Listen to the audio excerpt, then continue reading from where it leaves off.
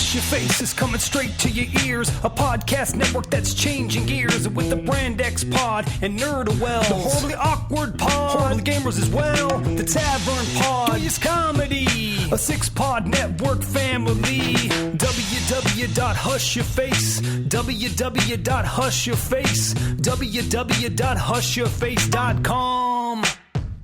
The Horrible Gamers podcast may contain content not suitable for all ages. Listener discretion is advised. Hi, this is Normie Late from Zombie Cast News. This is Scott Clark with the Gaming Outsider podcast. Hey, this is Sean Iams Fuller from Horribly Awkward. This is Matt Bradford with the No Sleep podcast. And you're listening to Horrible Gamers Podcast.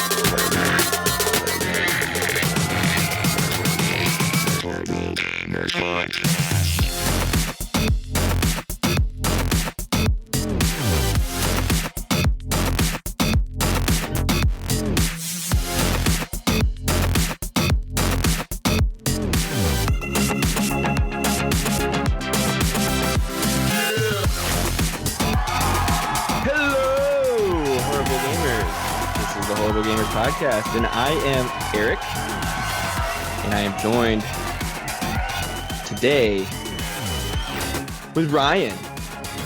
Yes, you are. You very much are joined today by Ryan. And Clint.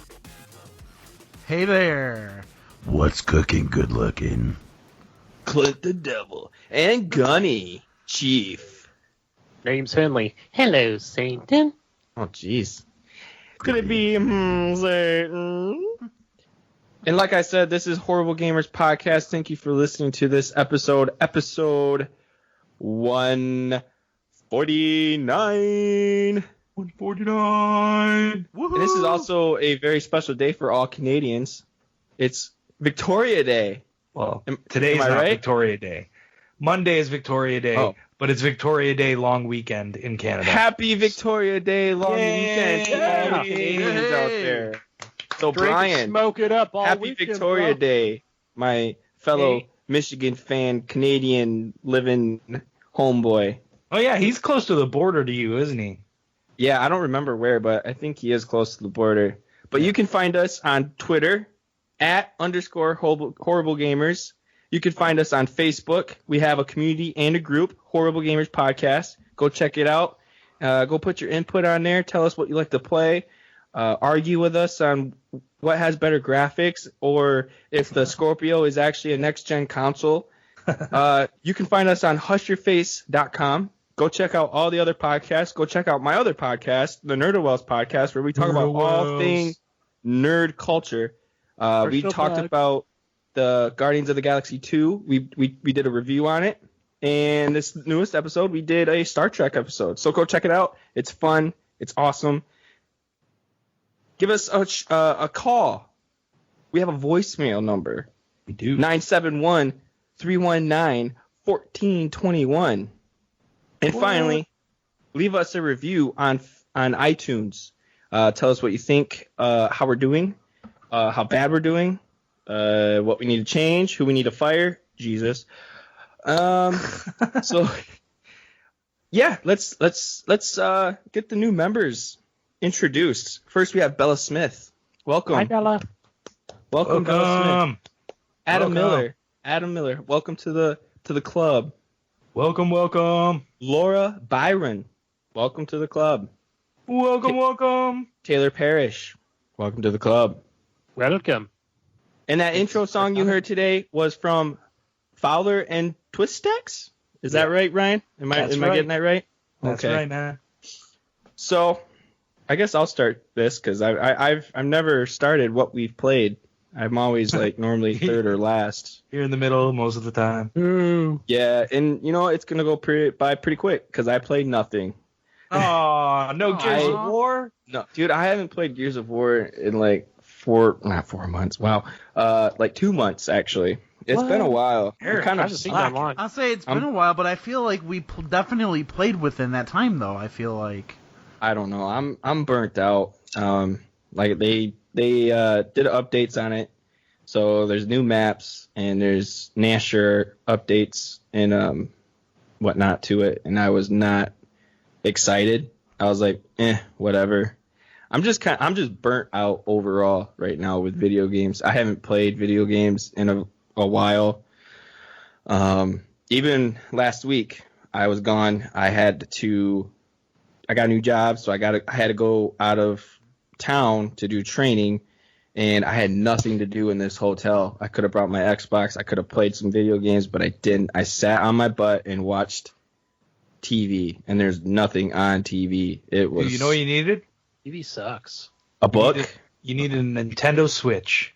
Yeah. Dude, I know. I actually thought about it because my wife watches TV. We only have one TV in our apartment, and it's in the living room. And sometimes she watches shows that I don't want to watch, and it'd be nice to have that or something just to play. But yeah, I've been in some kind of slump.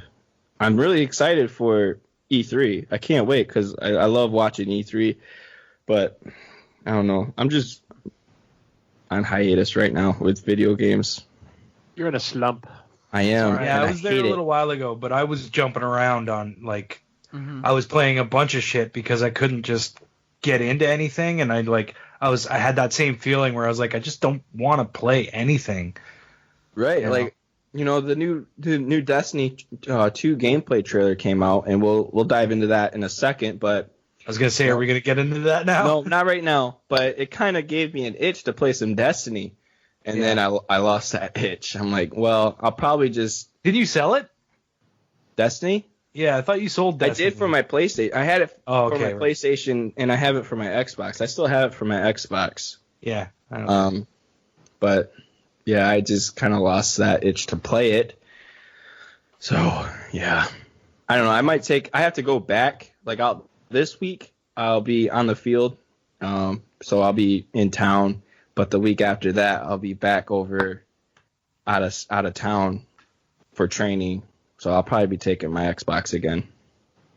And it was really nice, being out of town and being in this training, because the job that I just got, it was a new job, paid for everything. So all I ate during the week was steak. Nice. That is all I ate. They were paying your living expenses? Oh yeah, they paid for food, they paid for the hotel, and the hotel was nice. They didn't care that you ate steak every night? No, they said you got a $50 limit. Okay. And they said no alcohol or drugs, to purchase it. Which buying, I like a. So you're there on business, right? So they're not going to pay for you to get drunk. So if I wanted something, if I wanted a beer, I'd buy it myself. But yeah.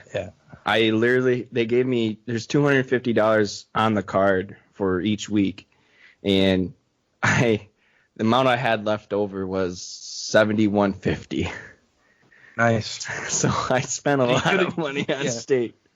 Well, that's okay, man. That's the money they gave you with an allowance to do that, right? Yeah. So I mean, other than that, it was fun. I'm gonna be a field technician, which I'm gonna be installing cable, internet, phone. So right. I wanted to get out of construction. I didn't want to do construction. Oh, so you did? Okay, yeah. I know you said you had a new job. I thought you were moving up where you worked or something like that. Where I was at, there was nowhere to move up. That's how I feel right now. Where I was at is where I will be for the rest of my career at where I was. Yeah. See, at this cable company, I'm able to move up and get paid more money, and I get free internet and cable, so that's a good perk. Oh, really? Nice. Yeah, dude. Nice. I get the best internet they offer, which is like 100 megs. Oh. Yeah, that's what I get. Mine's all free. Eric's gonna have some good internet. I know. Well, I have their internet right now, and it's 50 megs. So it does pretty well. What I have is 100, and it's like decent. It does the trick, man. Yeah. So I get to have free cable, free internet. If I wanted to watch a UFC fight, instead of paying $50, I only pay half, so I only pay $25. Oh, nice. So I'll just tell my friends, yeah, come on over. Come on over. Pitch in $20 because the fight's $50. Ha! Yeah. Yeah. But enough about me. Ryan, what have you been playing? All right. So this week, I actually wasn't playing a lot during the week. I was catching up on some shows that I've missed with Kathy and just watching TV for most of the week. But I did yesterday. I went and picked up Injustice 2. Has anyone else played Injustice 2? No, but I've been hearing really good things about it. I watched the trailer. Good. First one was good. Yeah, well, it's more of the same. It's pretty much exactly what you got with the first one. Another cool story. It's like you're watching one of those DC movies on Netflix. Like there's a good story, just like the Mortal Kombat and the last Injustice. The last few Mortal Kombats. There's a really cool story to play through in the single player. And that's what I've been doing so far. I'm about 35% through the campaign. And it's good, man. Like, I enjoy it. I'm not a huge fighting game guy, but I figured I'll pick this up because I bought it physical. I'm like, I'll trade it in once I'm done with the story, because I always like playing through the campaigns in these games. I played all the Mortal Kombats that had that campaign in it, and I played the first Injustice, and now I'm playing this one. So, but I'm not gonna go online and play. I'm gonna get my butt kicked. I know I am. I'm not that good. So this is like a one and done game, huh? You're gonna play through the campaign, beat it, send it back. Yeah, pretty much. Yeah, that's how I feel about fighting games, because I have Killer Instincts, but I don't really play it. I only play it when I have like a friend over. Yeah. Oh yeah, it's fun. I like it, and it looks great, but because Ryan, I'm not gonna go online. Had some fun achievement hunting on that. Yeah. Well, I'll do some achievement hunting for Killer Instinct. We can all get together and do. Yeah, we totally could. Let's do it. I'm not into fighting games. I'm down. Do it anyway, Gunny. Just play. Yeah. None of us are I'll play. great. Like me and Clint are pretty much. Yeah. Me and Clint are pretty much on the same skill level. It was like a toss-up who was going to win most of the time. Oh, yeah. And all the you do last is time I button played, mash. and I don't play it much because the last time I played was with Ryan. Yeah, same here. Last time I played was with you. But yeah, anyways, Injustice 2, it's great. It's got all your superheroes and your DC superheroes in it. And it's fun, and you're collecting different armor and stuff like that, and like there's packs you're opening, like cards almost, and they give you little upgrades to your characters and stuff like that. Nothing too extreme where it's like you're OP or anything like that, but it's just little tweaks here and there. Like your weapons might do a little bit more damage than they normally would and whatnot. Your armor might give you a little more health than you normally would have, but it's not to a point where it's like, oh no, I can't beat this guy because he's got this armor on. You know what I mean? He's still beatable. Just gives him a tiny bit of an advantage. But yeah, so that's Injustice 2. I mean, if you want to play a fighting game like that, and I think that if you like those Mortal Kombat games, you like the last Injustice game, you're gonna enjoy this. It's more of the same, better. I think the story is probably one of the best ones that I've played through so far. Anyways, it's pretty interesting. So the other thing I played this week was, because I was bored and I wanted to try something new, I picked up PlayerUnknown's Battlegrounds. Yeah. Nice. I've been watching that on Twitch. And Jesus isn't here, and I wish he was, because I wanted to talk to him about it, because I think Jesus would like this game. It's unfortunate he got fired, and he's never going to be able to talk about it if he plays it. So, sorry, Jesus. I mean, also, we need to try to do a GoFundMe account for him, because I'm pretty sure he's going to get locked up from border control. Oh, yeah. Well, he's going to roaming around in the woods. Yes, he's going to need out in the woods, legal representation. Hiking around. I mean, he's got a buddy with him. Maybe his buddy's setting him up. I don't know. Yeah, setting up for failure. For capture. The Trump Patrol is going to take Jesus back to Mexico. And he's going to be like, you fired. And that was more of Arnold. I can't. You fired. He's gonna get thrown over the border. Anyways, I thought Jesus would really like this game. Gunny, I think you would like it too, man. I think I'd like the teams. I like that. I like watching the, what do they call that mode? Even going in by yourself, like honestly, the highest I've hit so far is I think 21st place.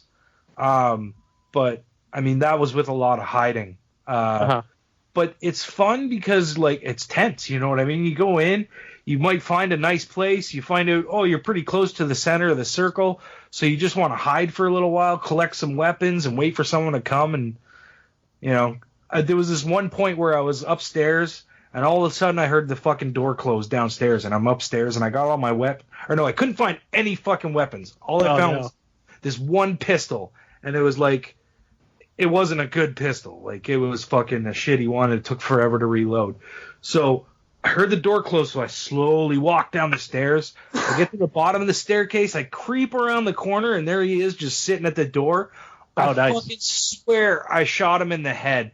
I missed. The next shot, fucking missed again, and then he plowed into me with like an AK-47, and I was like, oh, you motherfucker. I got like 2 shots off that pistol. It's a survival game, man. Like, it's like, so like basically what happens is I streamed like that zombie earlier. game, like that zombie game on the computer. Game like 7 Days to Die or something. No, it's not. H1Z1 or whatever it's called. H1Z1. Okay, let me just explain it to you. Okay? Well, I'm watching it here on Twitch right now, and I'm just kind of checking it out because I've never heard of it, and it looks intriguing. You start off in a plane, and everyone is in this plane. There's 100 people in this plane with you, and it flies across the island, and you have to pick a point to jump out of the plane, and you skydive to the ground, and you kind of look for things on the ground that, there's a couple of houses together. Let's try and land in that spot and see if there's any guns in these houses. So when you land, you're trying to collect your equipment. So you're going to collect guns, you're going to collect scopes, you're going to collect health, you're going to collect all kinds of stuff, like clothing, whatever stuff. Yeah. And you can get a car, you can do whatever. Like, whatever you find, you can use. And then once you've found everything, if you haven't run into anybody yet, that's when you start heading in, because a circle slowly starts to close. And that circle gets smaller and smaller and smaller and smaller and smaller the longer the match goes. And then by the end, if everyone's not dead, this circle stops in such a small section that you're going to run into each other and try and kill each other. And the goal is to last as long as you can, survive as long as you can. And it's tense and hard. Like, you're listening to every little sound that happens. You listening for gunshots and where they're coming from and stuff like that. You're listening for footsteps. If you hear footsteps creeping up to your place, you're like fucking sitting by the door waiting for them. I think it reminds me of Siege a little bit without being so tactical. It's a little more bare bones because you're just dropped in and you have to scramble to grab whatever you can and survive. This makes me think of the game Rust, just with guns, though. Yeah. I could see that.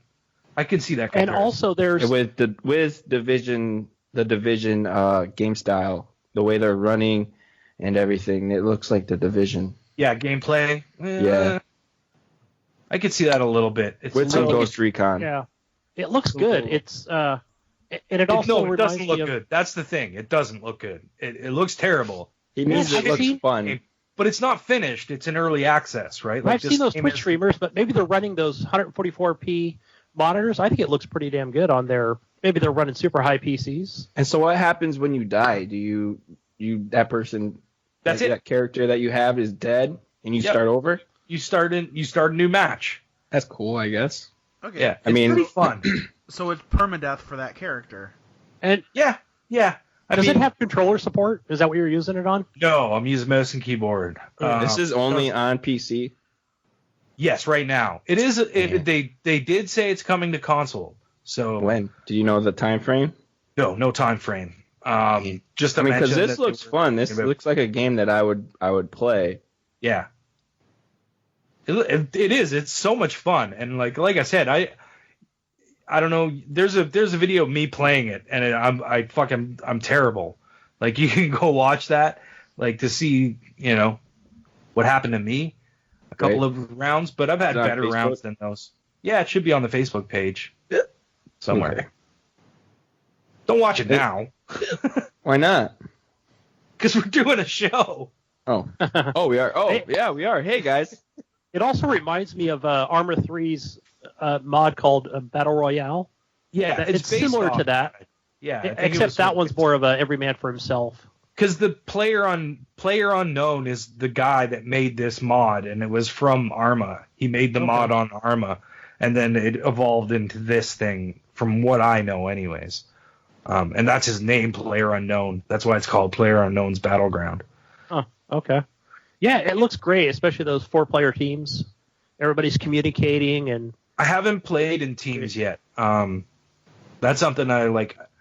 I got to find some more people too that are playing this game to play with and do some squads, because I could see myself picking it up on PC. I would definitely wait for Xbox. It's only $30. Yeah, I just don't know if I can deal with mouse and keyboard on PC. I'm sure if it's coming to console, they're going to patch in controller support, but yeah, it's not that bad on the mouse and keyboard. I hate mouse and keyboard, and I got the hang of it. And you can remap everything. I had to remap my reload because I didn't like going for R, taking my hand off D or my finger off D and going for R. It would always fuck me up. So I just put it on my side mouse button. So I just click the side mouse button to reload. Works well. Nice. But yeah, and then the other thing that I played this week was a game called Seasons After Fall. This came out a few weeks ago, I think. This week, May 16th or something like that. No, it was last week, I think. But anyways, I got it through as a review code. So haven't played a whole bunch of it yet. I've probably put in about an hour and a half, but from what I've played, it's pretty cool. It's a side-scrolling platformer, but it's not super challenging. There's puzzles every once in a while. It feels like you're just playing through to hear the story be told to you. And then every once in a while there's like a jumping puzzle, or like you have to figure out how to use the environment to your advantage. And what you're trying to do is you're this little wolf and or fox, sorry, and you're collecting these spirits, or you're a spirit, and you take over a wolf, and then you're going after all the spirits of the seasons or something like that. So I got winter, and I was on my way to fall when I stopped playing.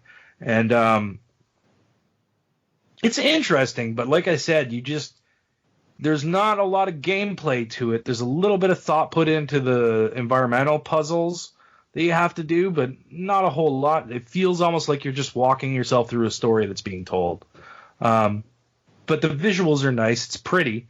What platform is it on? Probably only it's on Xbox One and PS4. Mm-hmm. I'm playing it on PS4 because that's where I got the code.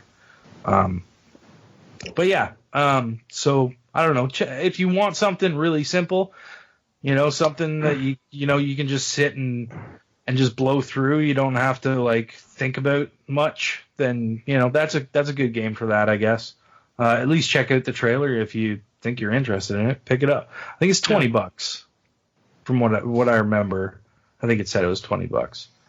But that's it. That's all I've played this week. What about you, Gunny? I'm still playing through Prey. Like I said, I work a lot during the week, so played a bunch Monday, played some today, and I'm still it's frustrating as hell because this freaking game is hard. Trying to take down some of those enemies, and sometimes I really surprise myself where I'm like, okay, I gotta, it's not always about using your shotgun and your pistol. It's about, using your other abilities like telekinesis and focus blast and all these different things, because, you are a scientist, not really a rogue warrior. So Yeah.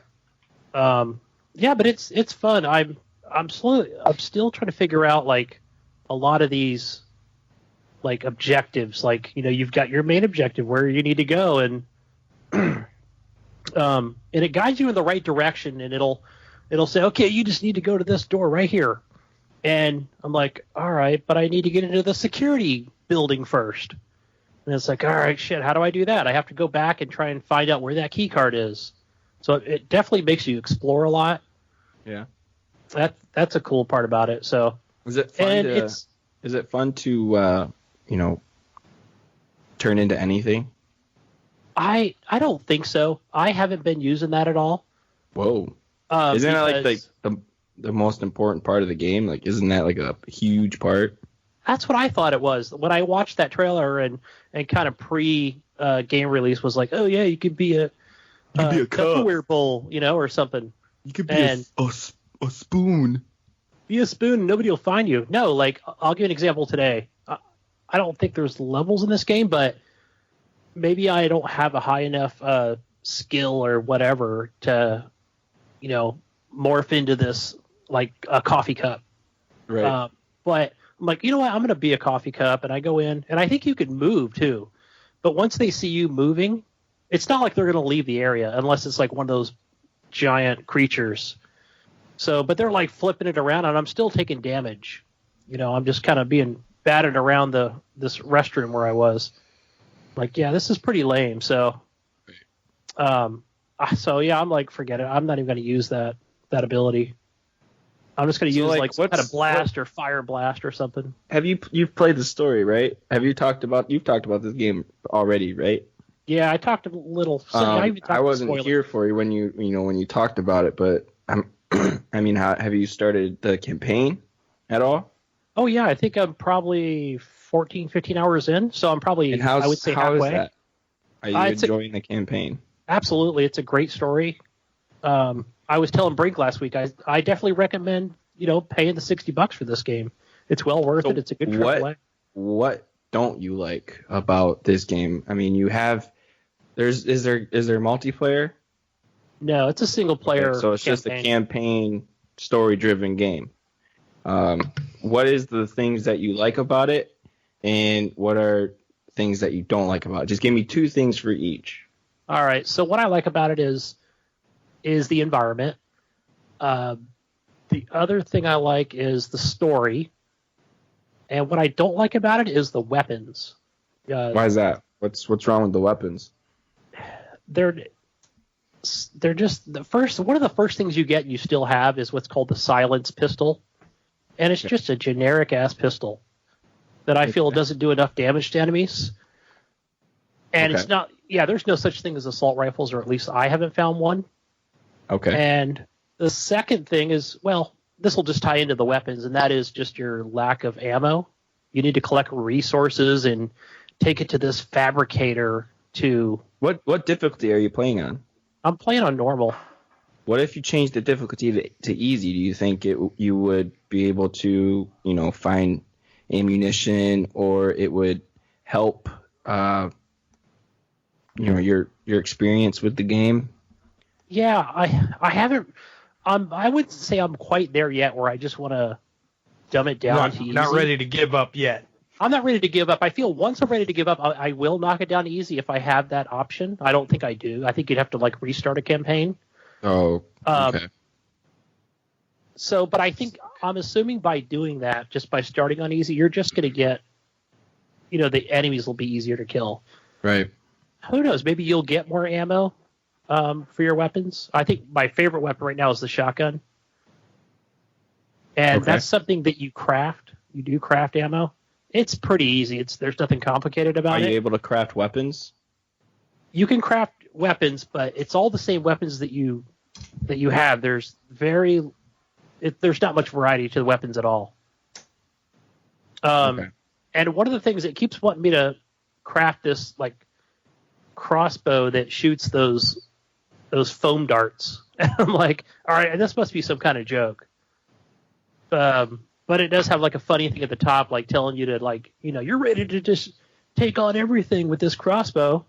And I thought, okay, maybe I just need to upgrade it or something. There's probably something more to it, but no, it's forget it. I'm just gonna get rid of that thing. Okay. But maybe it was just put in there as a joke or some kind of Easter egg. I have no idea. And how far along are you with the campaign? Do you think you're almost done? I think I'm almost done. I think I'm a little over halfway. Okay. I freaking love the environment. It's great. And the enemies are cool, even though there's not much to them at all. Mm-hmm. So, yeah, I'm enjoying it. Can't wait to get back into it. So, yeah, the other game I've been playing is I bought it on Steam, and I just kind of went in blind on this one, and it's called Salt and Sanctuary. And yeah, this is like it's a indie game, side-scrolling 2D game, and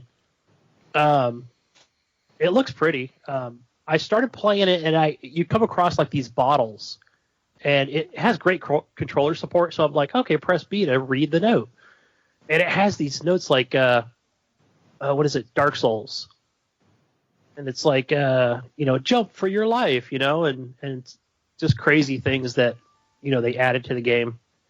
But it didn't play like that until I get to a certain area, and it's just got this like mega boss, and it doesn't take long to get to him, and he just destroys me in less than 2 seconds. But other than that, it's a fun game. I'm trying to find a way around him, if possible. The enemies that are in there are just like these skeletons and stuff. You go through these dungeons, and I feel like they're pretty easy to take out. What is it you get? Gosh, I can't even remember what weapons you get for the game. Have you played it, Ryan? No, I haven't. Yeah, I think I have it. I think I got it in one of the Humble Bundles. It's fun. I think you get like a sword and a board, or you can go like a two-handed sword, and you'll get like throwing axes and stuff like that you could pick up or that you can purchase. Yeah.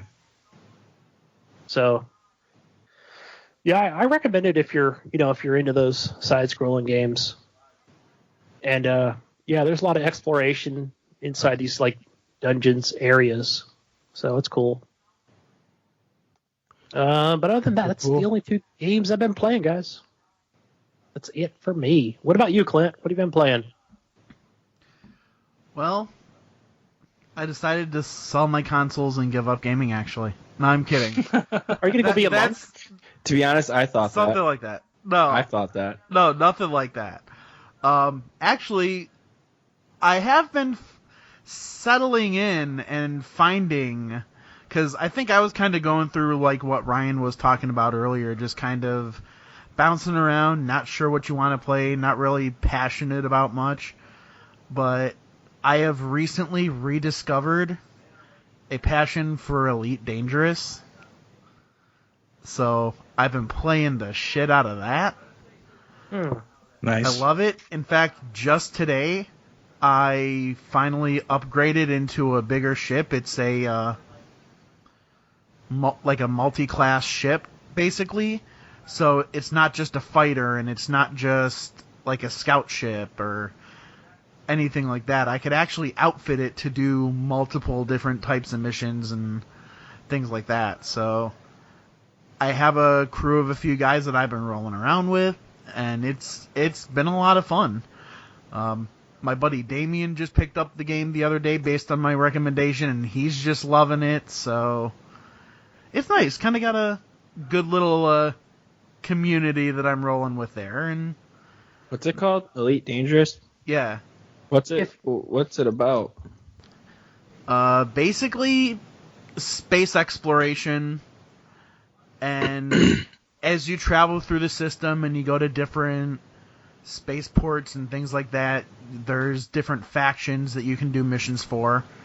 I haven't aligned with any of the factions. You can if you want, but I'm choosing to kind of stay independent and solo as long as I can. Why? Because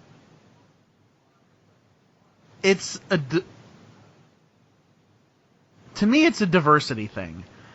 You know, I like not aligning to one side because they may be more militant.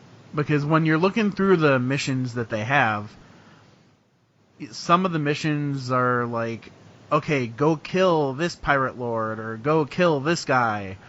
And some of them are like, hey, donate money to our cause. And it's like, well, I don't want to donate 50,000 to you guys or 100,000 because I'm trying to save up for a ship here. Right. You know? But I get you. But it's a lot of fun. You know, I kind of have with some of the smuggling and cargo carrying and things like that. I kind of feel like Han Solo with the Millennium Falcon. I'm imagining what he would have felt like before the events of A New Hope. You know, just with him and Chewie just going around smuggling and swindling and doing their thing. So Clint, is there, if you're not rolling with, like, let's say friends online, like a co-op type thing, is the game still online? Like, do you come across other players? Yeah, you can come across other players. You can, play solo to where I think you're pretty much just going up against NPCs, if I'm not mistaken. But yeah, no, there's a huge online multiplayer. Huge. Yeah, a huge one. I was surprised to see that on Twitch. I think there was like just a good amount of people playing it across all platforms. Oh yeah, and it was actually through watching Twitch feeds and actually talking to the streamers that convinced me to get the game. But the problem was everybody that I was picking was playing it on PC, and they were like, "Well, what are you going to get it on, man? We'll have to play Xbox. I'm not gaming on PC right now." And they're like, "Oh shit," Yeah. And I was like, well, okay. But no, I've been having a lot of fun with that, and I did actually this past week also. Because I'd owned it previously, but never actually played it. I played through the campaign of Force Unleashed 2. Oh, yeah. Nice. I still have yet to do that. Which was just awesome. And I actually have to go back and do a second playthrough. Unless I actually saved it at a certain point. Or if my save will still go back to that point. Because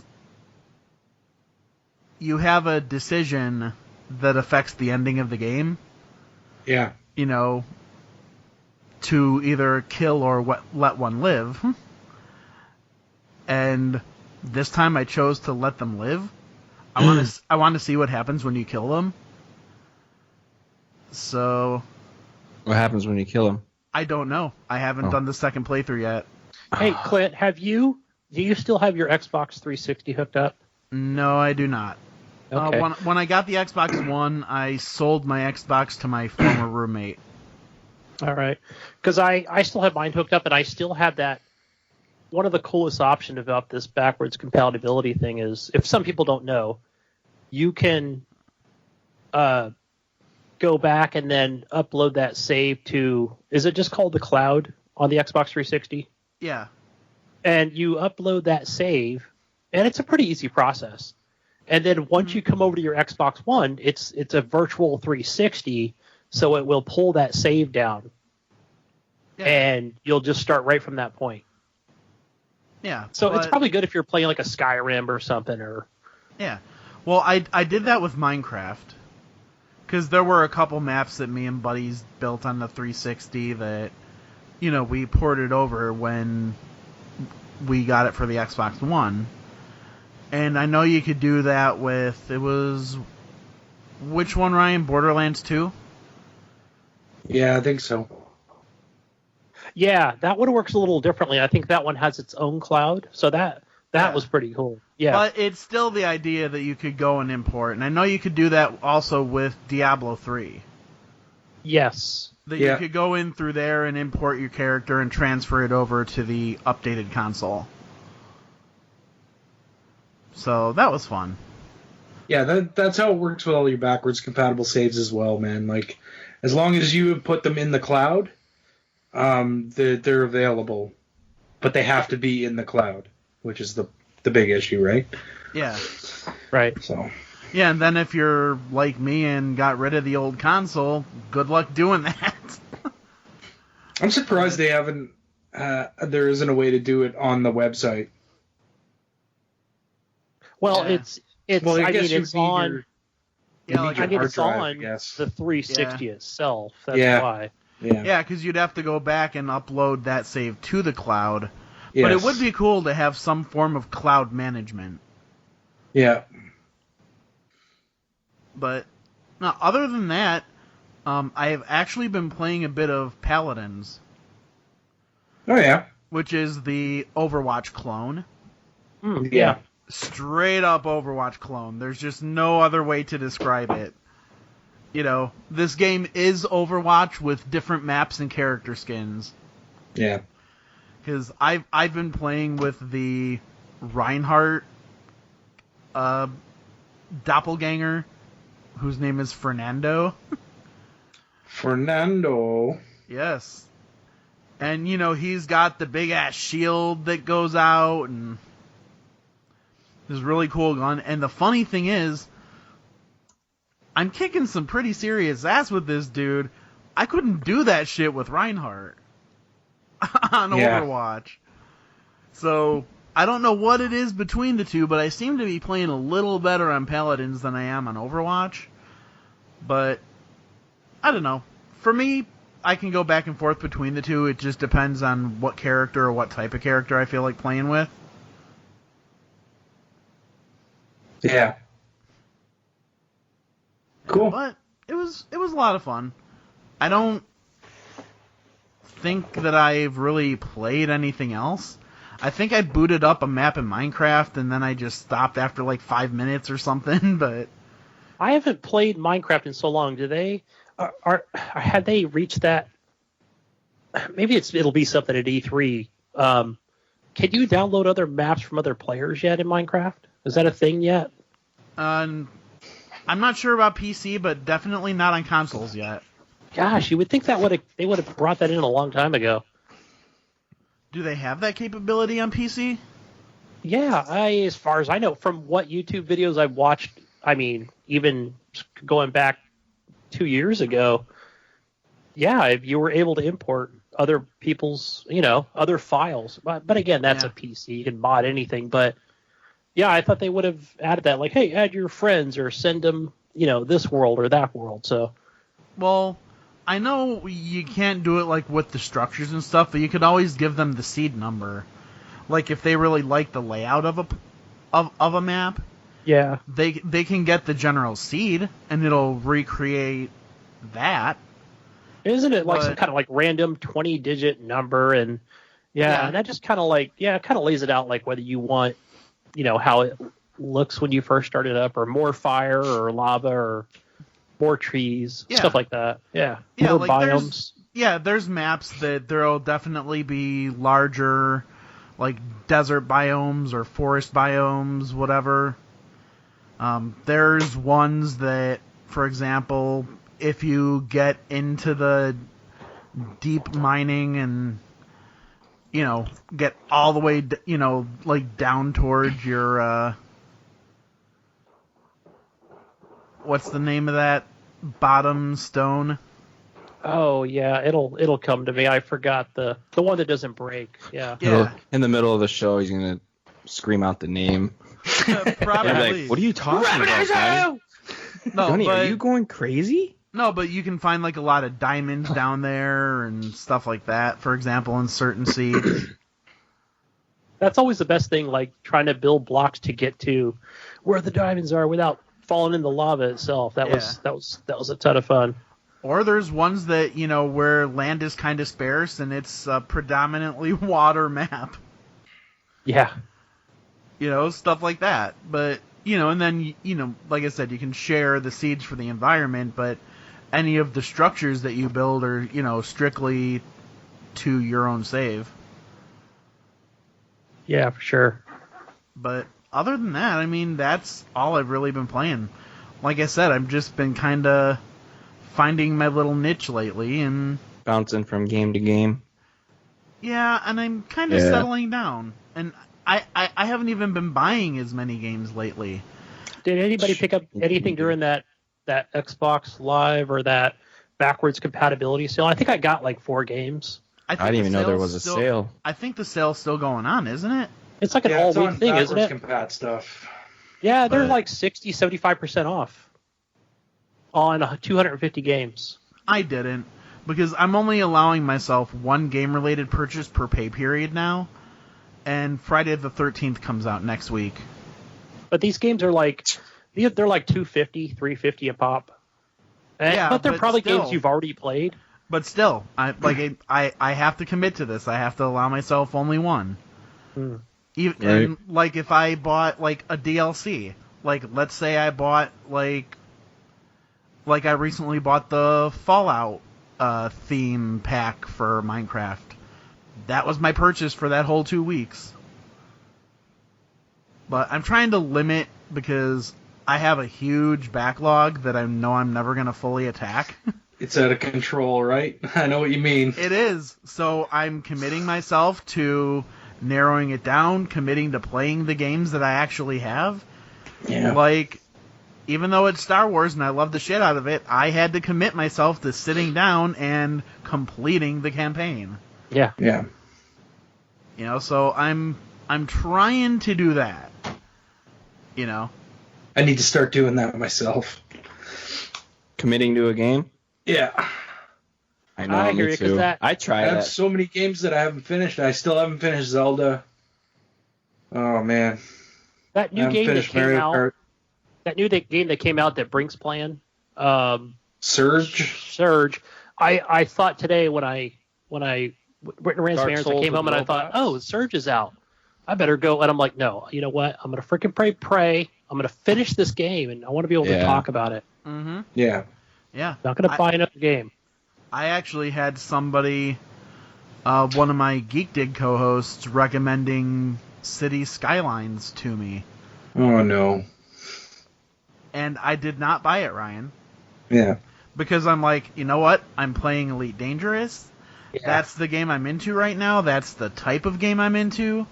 I'm like, I know how I am with games like that where you're, building and doing things. I can't commit to anything in a game like that. Like Minecraft, I don't really have any saved worlds because I can't commit to a single map that I start. Yeah. You'll just want to keep starting another one. That's the thing. I'll be like, I don't think I like how this one's going to start turning out. So, yeah, I'll restart it wanting to do something else, and then I don't like that, and I restart that, and I'm like, you know what? No, that's just not for me at the moment. I might go to it in the future if that's kind of what I'm in the mood for and feel like, but no. In the meantime, I've got like 350 plus games on my hard drive, and I'm going to start playing some of them, damn it. That's right. It's the horrible self-control podcast. Right. So, and then on a side note, I am Jesus' official replacement. Yep, it's official now. So, Clint is now part of the show, and we signed the paperwork. Yep. Jesus will is gone. We're gonna send his check to the mail, and we are cutting ties with Jesus completely. We've deleted him from our group chat because we don't need him lingering around and giving us negative feedback or just negativity in general. So we cut all ties with Jesus. Yeah, so feel free to delete his gamer tag from your friends list. Yep, just go ahead and delete his gamer tag because he's probably going to talk mad crap about you or about us on Facebook, Twitter, Instagram. If you even have him on what's that picture app? Snapchat, Instagram. Take them off. Delete them on your PlayStation. On everything. Everything. Just delete them. Delete him and forget he ever existed. Because more than likely, like we said, he probably got picked up by Border Control and he's getting shipped back to Mexico. Mm-hmm. Yeah, so back to Mexico. And ladies, if you've managed to talk to him on like a dating site like Plenty of Fish or something, just block him. Just swipe left on Tinder, girl. All right. Now that we bashed on Jesus, I got some news, guys. We didn't bash on him. We just let the audience know what was going on. Yeah, that's true. I want to be honest. I got some crazy news though. I just found this crazier news than Jesus being fired. Yes, this is actually crazier news than him being fired. I just found this on Twitter tonight. I was just from the Twitter machines. I was just scrolling through and I found this from Game Rant, and apparently Microsoft has renewed the Scalebound trademark. Ooh. Yep. So they're not done with Scalebound. I mean, maybe not. They don't know. There's a lot of speculation going around thinking that they're, wanting to try to, make it and keep it going, keep the dream alive. Others just think that Microsoft did it to just have the trademark. That way they have it and no one can steal the idea. Yeah. Or they think that another developer is going to, make the game. So we don't really know what's going on, but Microsoft picked up the trademark, and I guess we'll see. Maybe there'll be something at E3, because I think they said that there's going to be some big news at E3 this year for Microsoft. Well, yeah. So I thought that was pretty cool. I mean, the game looked fun because it was a new IP and something that, I mean, I've never played before. Yeah. What do you guys think? I mean, I was interested in it. It looked like a hack and slashy kind of game. I think it'd be fun. I don't know. I mean, it obviously wasn't good enough. So that's why they probably scrapped it, and they're probably looking back going, like, we could make something out of this. Or like you said, let's hold on to this idea in case we need it. Maybe that's why they're doing the trademark thing. But yep. Yeah, I mean, it was interesting. I just always kind of knew it wasn't going to be something that was going to be around right away. So I kind of place it in the back of my mind. Same with, you know what? I forgot. I played another game this week for like just a short little while because it wasn't very good. And that was Phantom Dust. Oh, Phantom Dust remake finally came out. I forgot. I've been playing that and I actually liked it. Did you? So, yeah, let's have it out now. I haven't played enough to really give it a shit opinion, but I didn't like it from what I saw of it. Okay. Now, did you play the original when it was originally out? I don't think so. I don't think I did. See, I did. I know I did, and I really liked it. At the time, it was really unique and kind of it's the same game, time. Right? Like this is just a redone version of the same game. Yeah. This isn't the remake or this isn't what they were originally planning on doing. They were going to make a brand new game out of it. Yeah, they were going to do a brand new thing. Then that kind of fell through, and then they decided, you know what, guys? We're just going to remaster and re-release the original game. Yeah. And, they released a screenshot. Nobody heard anything as far as a release date or, how development was going on and otherwise. And then all of a sudden, we all saw those articles.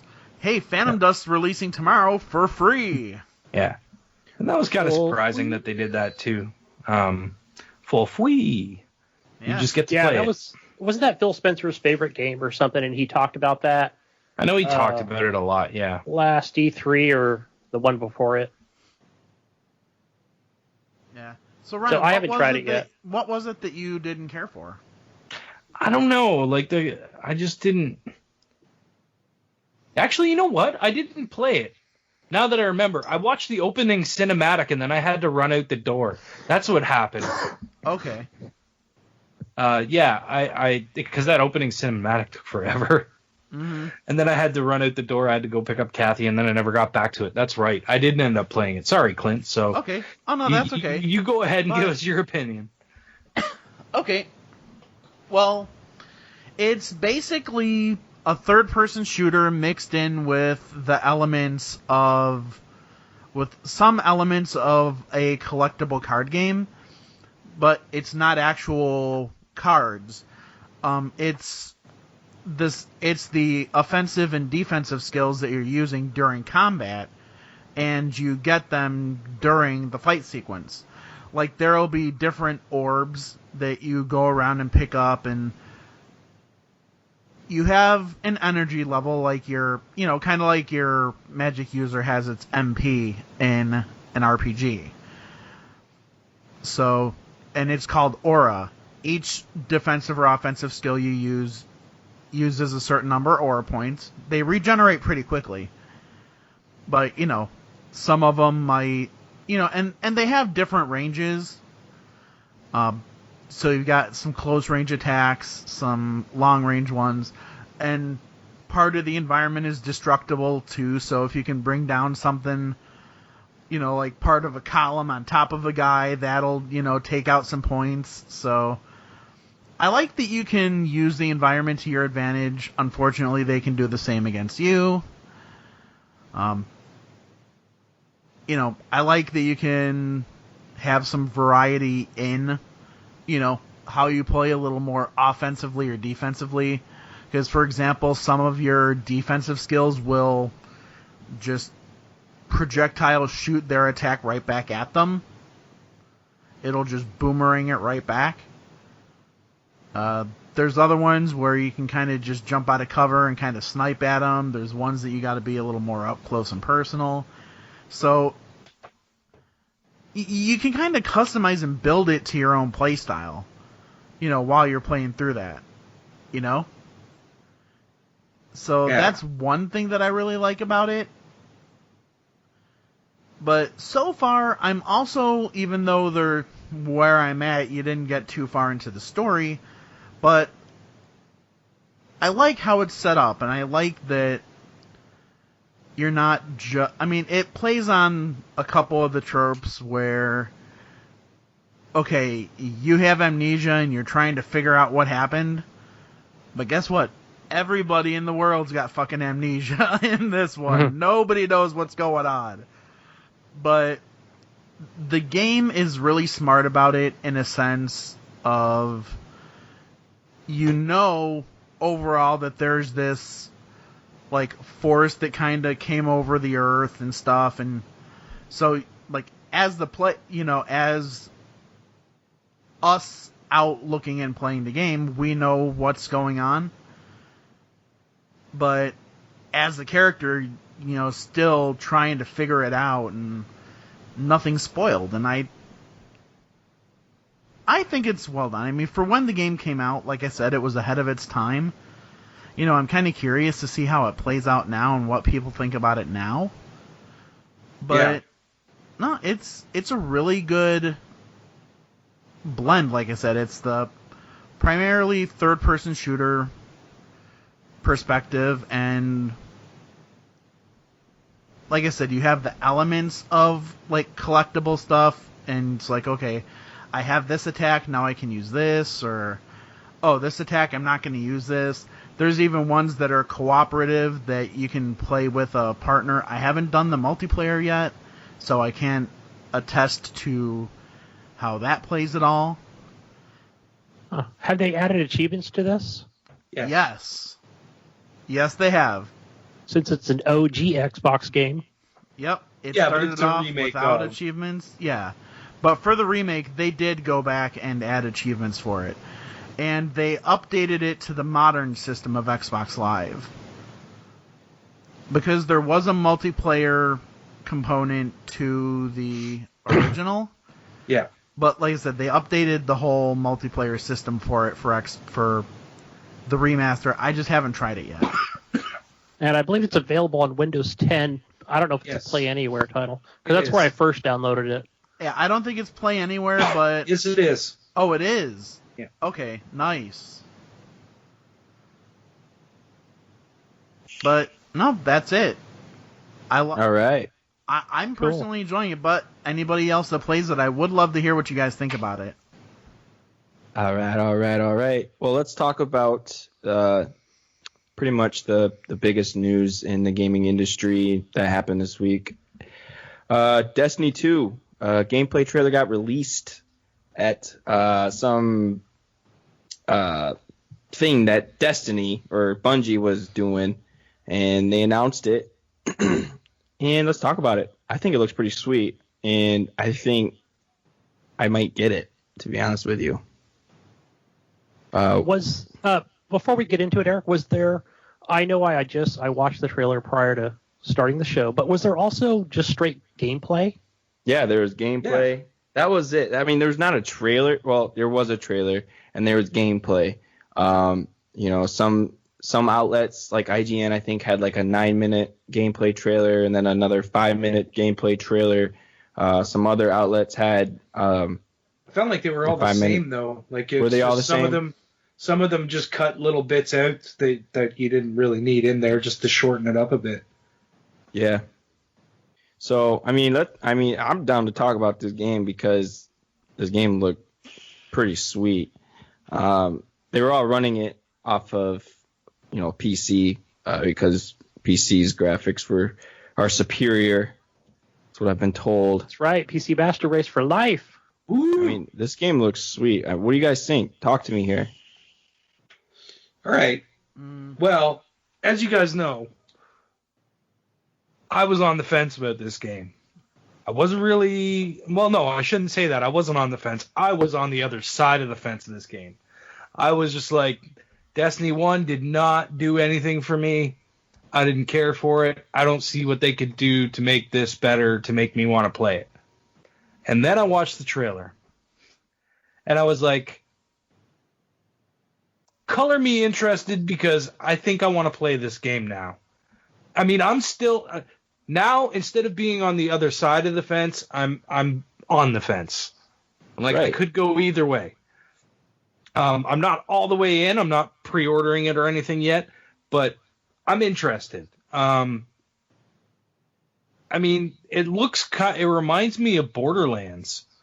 It's just hectic and lots of explosions going on. Just, you know what I mean? That's what kind of interests me about it. The story is what intrigues me. I mean, because there's actually a campaign now. I think. And it seems like it's going to go somewhere. It's not just going to be some stupid... And it looks like it has a backstory. I mean, I'm just going off of my own thoughts of what I saw from the gameplay and from the trailer. I don't know the name of this blue-skinned dude. I don't know who he is, but I guess we follow his story. And isn't that the tower being blown up or something like that at the beginning of the... Well, the one I saw, he kept dying. Like, he was fighting. He kept dying.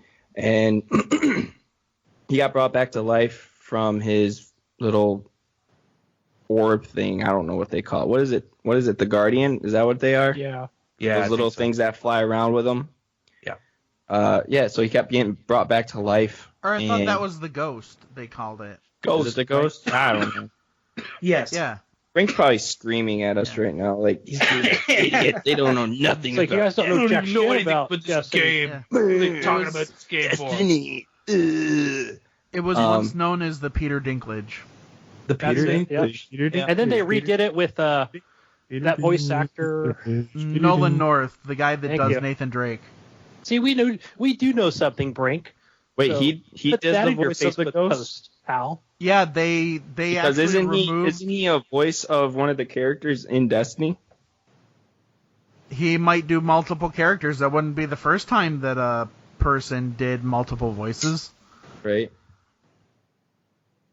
But no, I think the story, I think it looks good. I don't know if we are following a team or if we, make the team with a group of 4 people and you just go through the story. I'm not real sure because I don't really know much, and I wasn't able to watch the presser that they had because I was at work. So, did you watched it, Gunny, didn't you? The trailer and the gameplay. Yeah. What are your thoughts? I think it looks great.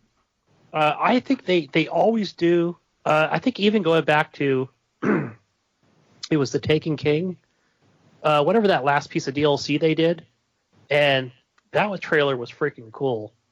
I think it was the one they showed at the Super Bowl. I believe it was great, and yeah, I think this one even looks more amazing. So yeah, I mean, Destiny's not for me. I didn't care for the first one, not because it doesn't look good.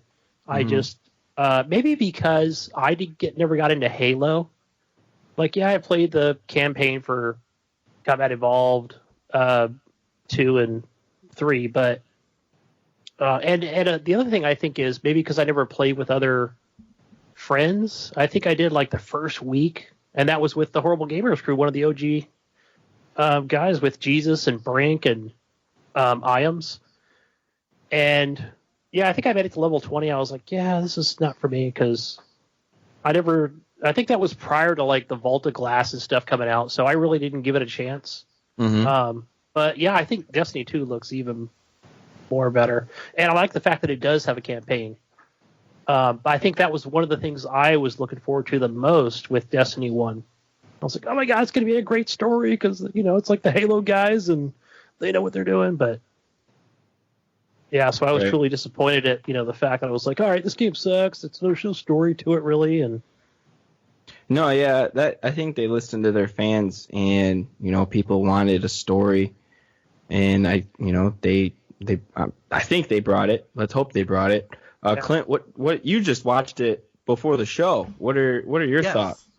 Well, first I want to actually start off by saying that I watched it very reluctantly because I was on the same side of the fence as Ryan was, and actually had a pretty heated bitch session about it today at work. Ooh. I was like, I refuse to watch this trailer based on how bad the first game burned me, and I mean, even the thought of watching the trailer, it brought me back to a time when I remember wanting to try to play the first one again, and the voice of Ryan was in the back of my mind going, shame, shame. Yes. I felt ding, the shame. Ding, shame. Yep. But no, looking at it now, I gotta say, Ryan kind of pulled me onto the fence with him.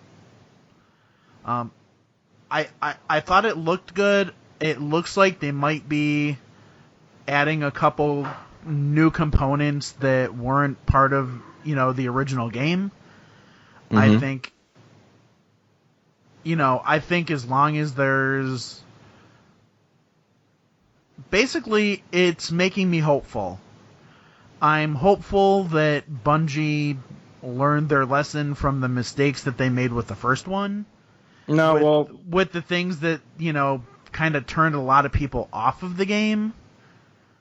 I hope we don't have to go on to a website and read through Grimoire cards just to get the full story.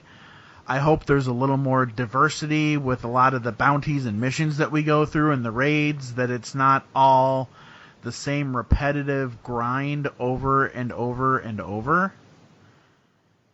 I hope that whatever they're doing with their loot drop system, I hope it's a little bit more consistent, because a lot of people don't like feeling burned by putting in that grind and then not getting rewarded for it. Kind of like in the Division when you are killing a bunch of dudes and you kill this big boss and all you get is a beanie. Yes. Yes, and I just recently went back to the Division with my buddy Nathan, and I was remembering all of that too, and I'm like, man, now I'm remembering why I didn't play this game much before, but I don't know. But anyway, it looks like they're doing some things differently, and it's making me hopeful that Bungie learned their lesson, and I do have some hope for it. I mean, I can't say right now, oh, it's going to be great, I'm going to buy it. I don't know. But I'm in the same place. like I said, the trailer gave me a little bit of hope. You know what pissed me off though?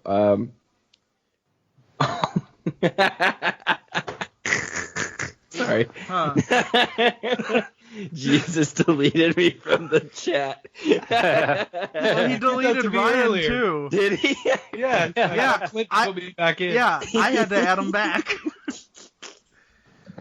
We're trying to record a show here, Jesus. He's over here just talking shit. He's here to us. fucking. Anyway, what really pissed me off is. Oh, at least Jesus added you back. Oh, did he? Yeah. Okay, I'm gonna finish what I was gonna say then to him. I'm probably deleted.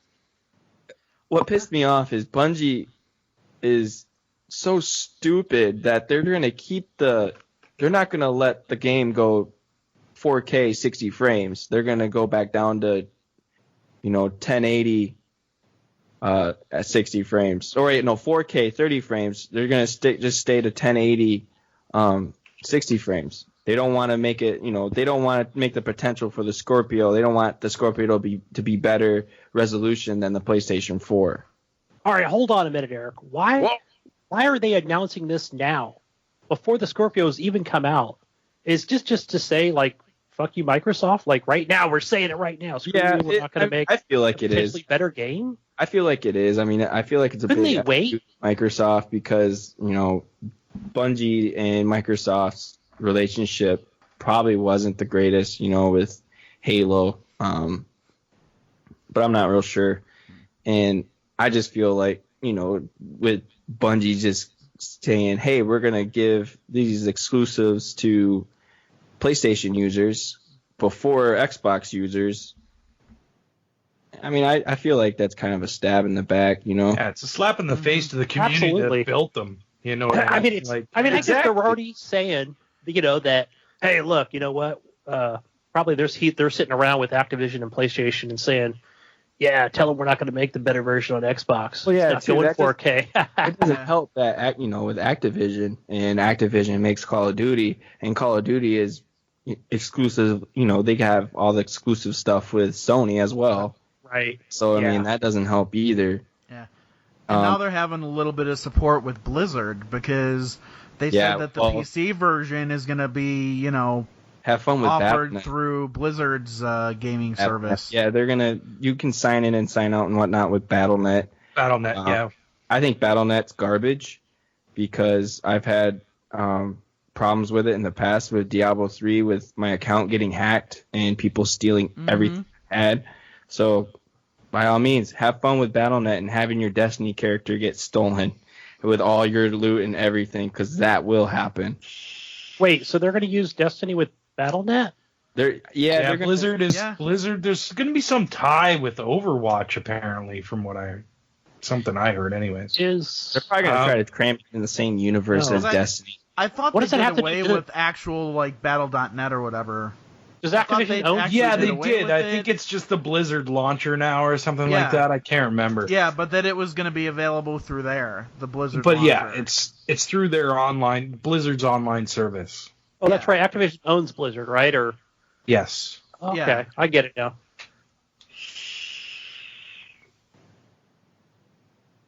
All right. So what is that it? Or is that how we feel about Destiny? Eric's telling me 1 minute. He's got 1 minute to fix his microphone. Well, like I said, He's got one minute for a microphone. Actually, can I throw one non-Destiny thing in real quick? Because are we done with that? Are we done throw a with Destiny thing in real quick. I want to just Fine. finish up my thoughts. Okay, sorry, Gunny. Basho, love let you. me finish, mister. I love you. Love you too. I was going to say that that I don't know, because like I said, I don't play. I said this on the Facebook chat in the heated discussion that we were having on there, that I don't play my first-person shooters on PC. I just get mainly single-player games. So, I mean, why would I get the Xbox version? Unless I pick up a PS4 Pro. I mean, that would be the only way I'd pick this up. So I'd still get it for the Xbox, obviously, because that's all I have. But even if I had I just have more friends on Xbox, and I really don't care about all the exclusive stuff they bring to Sony users. I really don't care. It's all about enjoying the game. If you enjoy the game and you're having fun doing what you're doing and playing with your friends, there's no need to, get all bent out of shape because Sony has the first DLC and Microsoft users don't. Who cares? Yeah, you're right. I mean, they do that with Call of Duty, right? So, and that's how Xbox had it for years. Yeah. So, are we done with Destiny 2 talk? I think so. Yeah. Everyone said their piece, and everyone kind of excited. I'm kind of excited. Yeah, I think that's where we all kind of stand. We have a light bit of more excitement than we did, anyways. Yeah. Yeah. I mean, I was more excited for Destiny 2 than I was before. I'm like, they announced Destiny 2. I'm like, whoop-de frickin' do. Who cares? But now that I see some gameplay, and I'm like, this looks pretty good. It's got a story. I like it. I mean, even though it almost looks like the other Destiny, it's just the story, the campaign. I like that aspect. Clint, you're gonna say something? Yeah. I just wanted to throw something in there because I saw it wasn't in the notes, and I just wanted to say it before I forgot, kind of. But there is an official release date for South Park: The Fractured Butthole now. Right. Oh my gosh. October 17th, baby. Yes, because I know Ryan has been waiting for a release date. Yeah. I actually watched my first episode of South Park yesterday, or Which like one the did day you before. watch? It was the one where like the Facebook, the kid was, I don't know who was getting, he just started Facebook and his dad's like, "Are you gonna add me?" He's like, "It's just Facebook, Dad. I just got it because someone told me to get it." He's like, Yeah. "Oh, okay, well, are you gonna add me on Facebook?" And yeah, I don't know the characters. So it's just starting the social media bit then. Yeah. But Actually, that season's funny. Yeah, I got some good laughs out of it. There's one episode that I think you would get a kick out of, especially being a gamer. The Make Black Love Friday? No, the Make Love Not Warcraft. Yeah, that was a good one too. Older episode, but Yeah. That to date has just been one of my favorite episodes. Have you seen the Black Friday episode, Eric? Yeah. No, Eric. like I said, that my first. Go my back first- and watch the last. Oh, I can't remember what season it is. We'll look But it it's up like- and let It's you the know. Black Friday episodes, and there's 2 of them, and it mixes Black Friday, the release of Xbox One and PS4, and Lord of the Rings all together. Oh. It's fucking it's hilarious. It's one of the best continued episodes of South Park, I think. Oh yeah, and in a way it kind of leads into the Stick of Truth. Yes, because they that's right, continue yeah. their Lord of the Rings style, like LARPing and characters and Yeah. yeah. That's a good episode. Go check that one out for sure. Yeah. Okie dokie. So do we have some background music for news, like news? It's the news. News. We have a news machine. Hey guys, it's the news. News. Get your news. Get your news here. All your video game news. Get it here. All right, That was it. Ryan. That was the music. Ryan? You'd be really excited about this one. This one will tickle your fancy. Yes. There's gonna be a new bundle for the Swii. Yay! The Swii. It's gonna be Splatoon 2 Swii bundle. It's gonna come with a Swii bundle. It's gonna come with 2 new Joy-Cons. It's got like a left and a green and a pink colored Joy-Con, and then the what is it, a Pro Controller they call it? Is that what they call it? Yeah, Is that that's what it Nintendo looks calls like. their controller. Their Pro Controller, basically on the left and right bottom part of the controller, it's green and pink, and that's just for the colors for Splatoon 2. This article is coming from Nintendo UK on NintendoWire.com.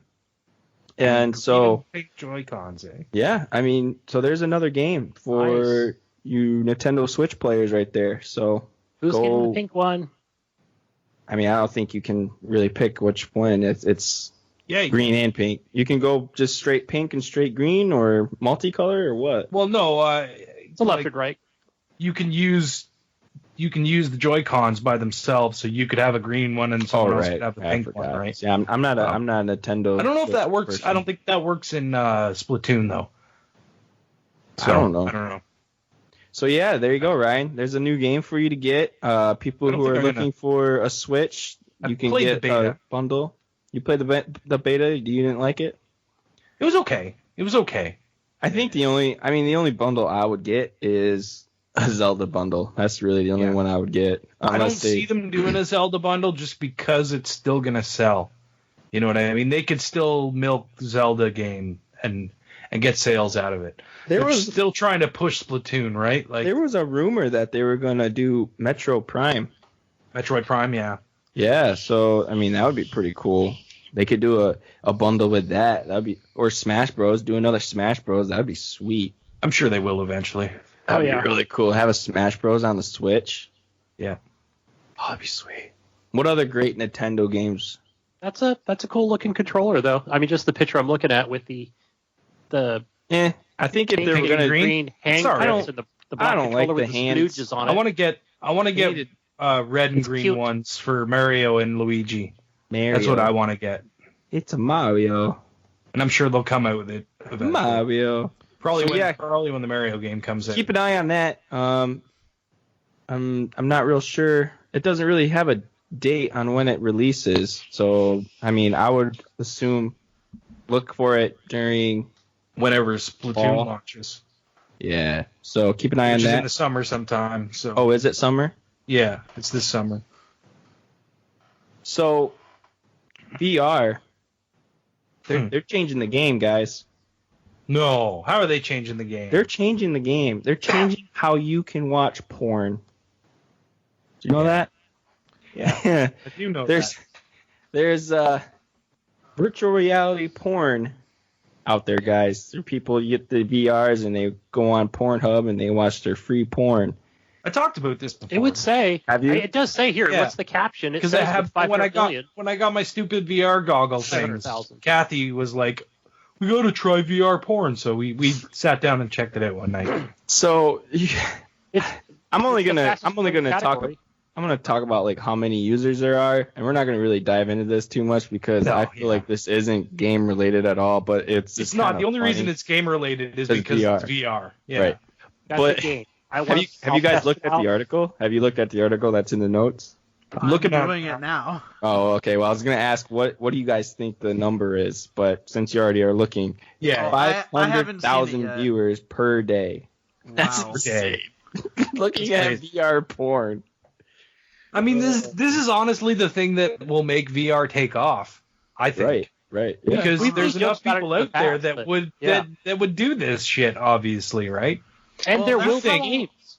There will be Pornhub games, guys. That's how a lot of this technology gets tested and popularized, and that's how a lot of places determine how they're going to go forward with their tech. Is how can they, how can it be utilized in porn? Yeah. So yeah, I don't really want to talk more about it because it's not really game related, but Sega, they are looking to bring back some major unused game franchises. Sweet.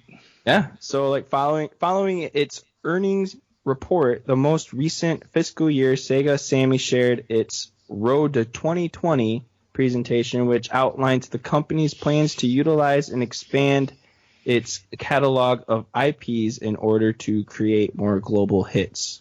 In the packaged games sector, Sega Sammy will double down its existing properties and look to obtain new ones for the North American and European PC games. The publisher also plans to promote global development by organizing studios around IPs, Phantasy Star, Puyo, I don't know that. Puyo? I don't know, Puyo. Pule. Pyo.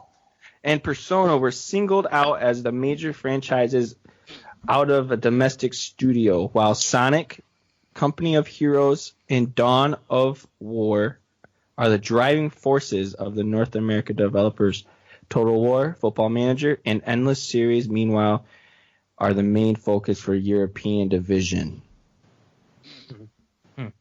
So, I don't know, they're trying to make a comeback. Yeah. Don't call it a comeback. But we're gonna call it a comeback because it's gonna be a comeback. Another one it mentions in here is Panzer Dragoon. I've heard that's a good game. I've never even heard of it. I think it was an original Nintendo game. No, it was Sega. Yeah, I think it was Genesis. Yes. I think it was Genesis. Genesis, yeah. Okay. Genesis and or no, was it Genesis or was it Dreamcast? No, I think it was out on Genesis, right? Or was it even PS1? No, it was Sega. I remember Panzer Dragoon, the original Panzer Dreamcast. Dragons. Because I thought I remember it being disc based. Who's driving a vehicle? Oh wait, maybe this is my site that I'm on. Yeah, maybe. Yeah. Pornhub, you're none of us queuing here. up the. You're Gosh, I queuing gotta up the turn that VR. porn down. Yeah. I don't know where it's coming from. Eric, what are you listening to? Apparently you moaning, and What is going on? I'm just gonna. Okay, I'm done. All right, so Yeah, that was what from else we Poly. got? Was that it? That's it for news for that. It was for the that. Sega For that Saturn, one, guys. yeah. Panzer That was Dragoon. Sega Saturn, right? Yes. Yes. That's right. I knew it wasn't. I knew it was after Genesis, and I was trying to think of whether it was on the Sega CD or not. I almost felt like it might have been on Sega CD as well, but I don't remember. Alrighty then, guys. NBC, Universal, they want to get into mobile games. Oh, They want to start a mobile games division. let them. Everyone else. They want those microtransactions. Yeah. So I don't know what that means, because I don't know what NBC is. Just a television or a studio, right? Yeah, they're pretty big. They got Comcast. They're a network. Yeah. They're a network. They own a lot of shit. This Is it says NBC here. that owns Giant Bomb? Or no, that's CBS, right? Yeah, CBS owns Giant Bomb. Never mind. It says NBC Universal is aiming to leverage its popular IP such as Fast and Furious, Minions, Despicable Me, Jurassic World, and more. So they're wanting to make some mobile games out of those. I don't know. Good luck. All the power to you. I mean, mobile gaming, there's not a lot of stuff that catches me. I actually played some mobile games this week. I forgot to talk about. I played the Injustice Android mobile game. Is there the part 2 that's out now? Because I know I've played one in the past. That's what it is. Yeah. Okay. The Injustice 2 mobile game. That's what I did. It links with the actual game as well, but it's tapping the screen and swiping. It's not really anything to. Kind of a pay to win. You could earn more characters that way. Yeah, I've played it. On the iPad. And the other game that I played. Because I actually posted something earlier about the new Micro Machines that's coming out. Did any of you guys ever play that Micro Machines game back in the day? It was like a top-down, and you're driving these little Micro Machine cars over like pool tables and kitchens and stuff like that. Yeah, I played a little bit of it. I friggin' loved that game. I played the living crap out of that game with a couple of my friends when we were younger. Anyways, they're coming out with a new one in June, and I'm really looking forward to that. And I went back and I realized, there's an Android Micro Machines game. So I was like, I'm gonna check it out, see what it's like. It was Yeah, it's okay. It's a mobile game. You know what I mean? Yeah. It's never great, but it's enough to like kill some time, do a couple of races or a couple of battles or whatever, right? And then the other mobile game I played that I told Clint about was called Bit Heroes, and that was a top-down RPG where it's like a turn-based battle, but you're walking around in a dungeon trying to collect all the stuff and kill all the enemies in it. And Not to be confused with 8-bit heroes, right? No, yeah. It's a different game. But yeah, sorry. On a tangent there. We started talking about mobile apps. No, you're good. The news wasn't really working out anyway. All right. Well, let's move on to the next article then. What else we got? Let me look. Just edit this out. We have some Facebook questions. Are we just gonna? Are we done with news? Let's just be done with the news. We'll go to questions. I didn't have time to read these or anything, so your friend can get mad at me now for not reading all the news articles. Ryan, I'm installing Bit Heroes. You're installing it now? Yeah. I think you'll like it, man. I think you'll dig it. I can see you getting into it. I'll check it out after we stop recording. Facebook questions. We're going to go to questions. And one of our very own that's on the show right now actually had a question for us. And I'll have him go ahead and ask that.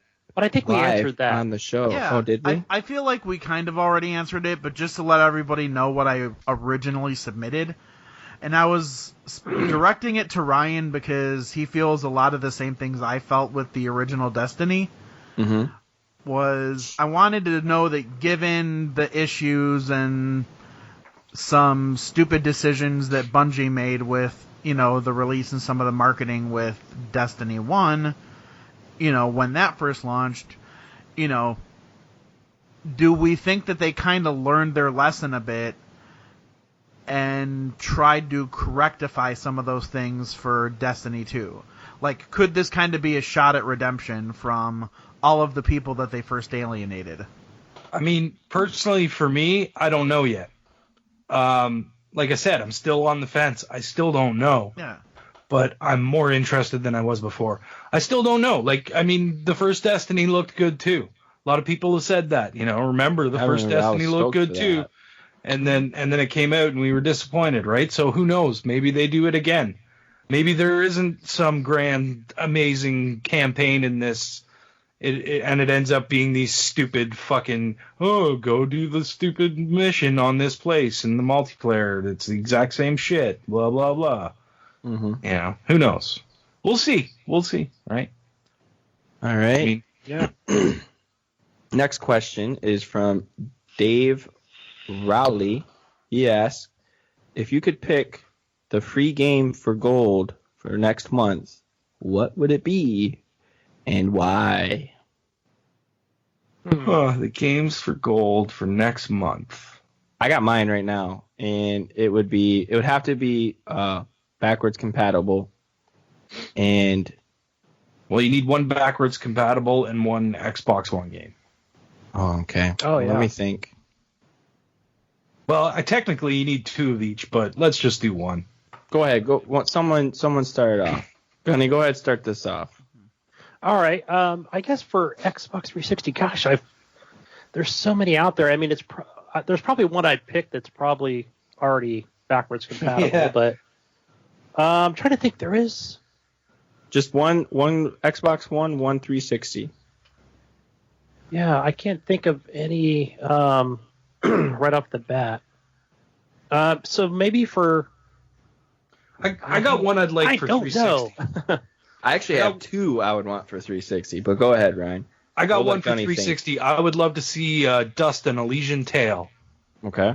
That game was fucking phenomenal. That game needs to be played by everyone. If you have not played that game, play that game. It is so good.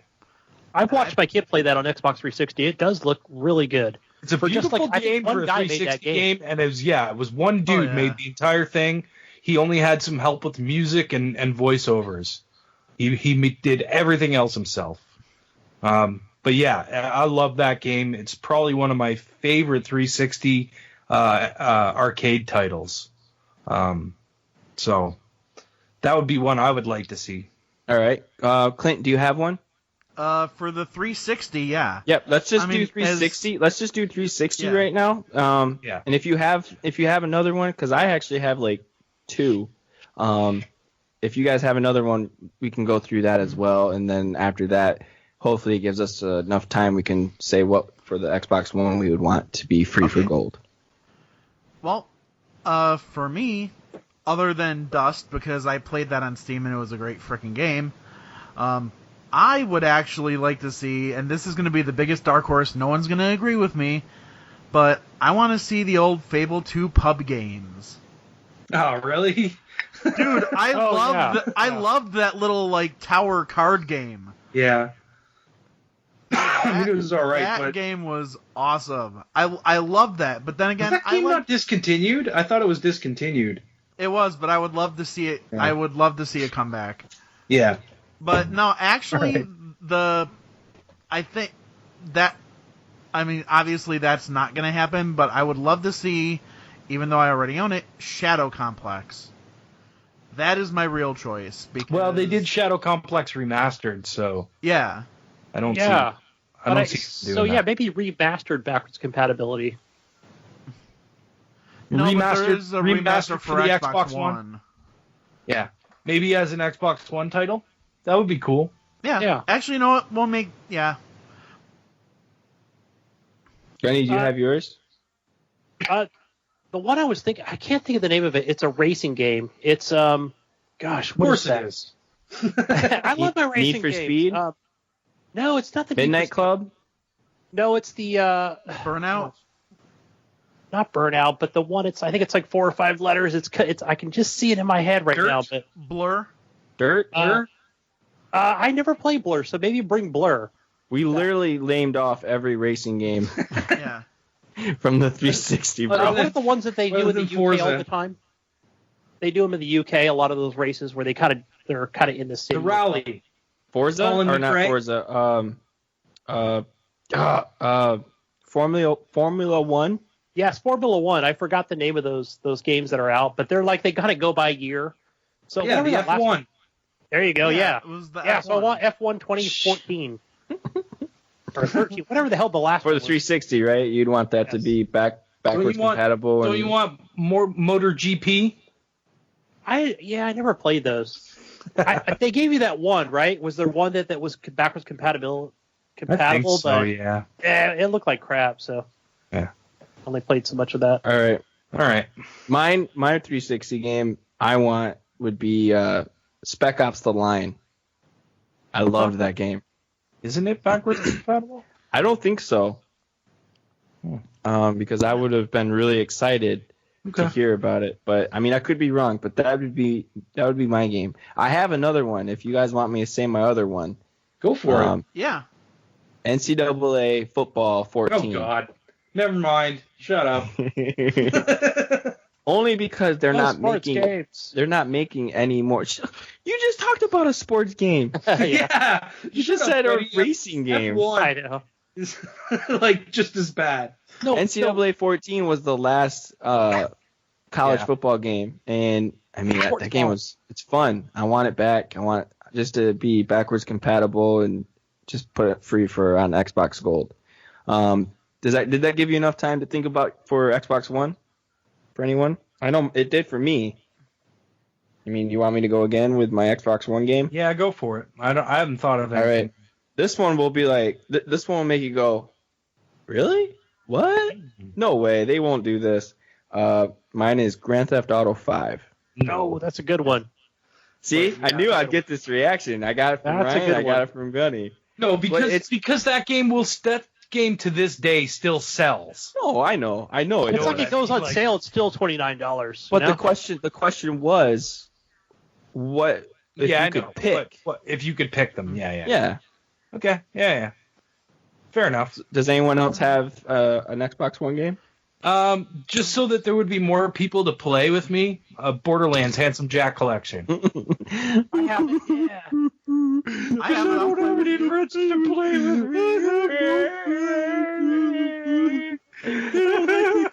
me.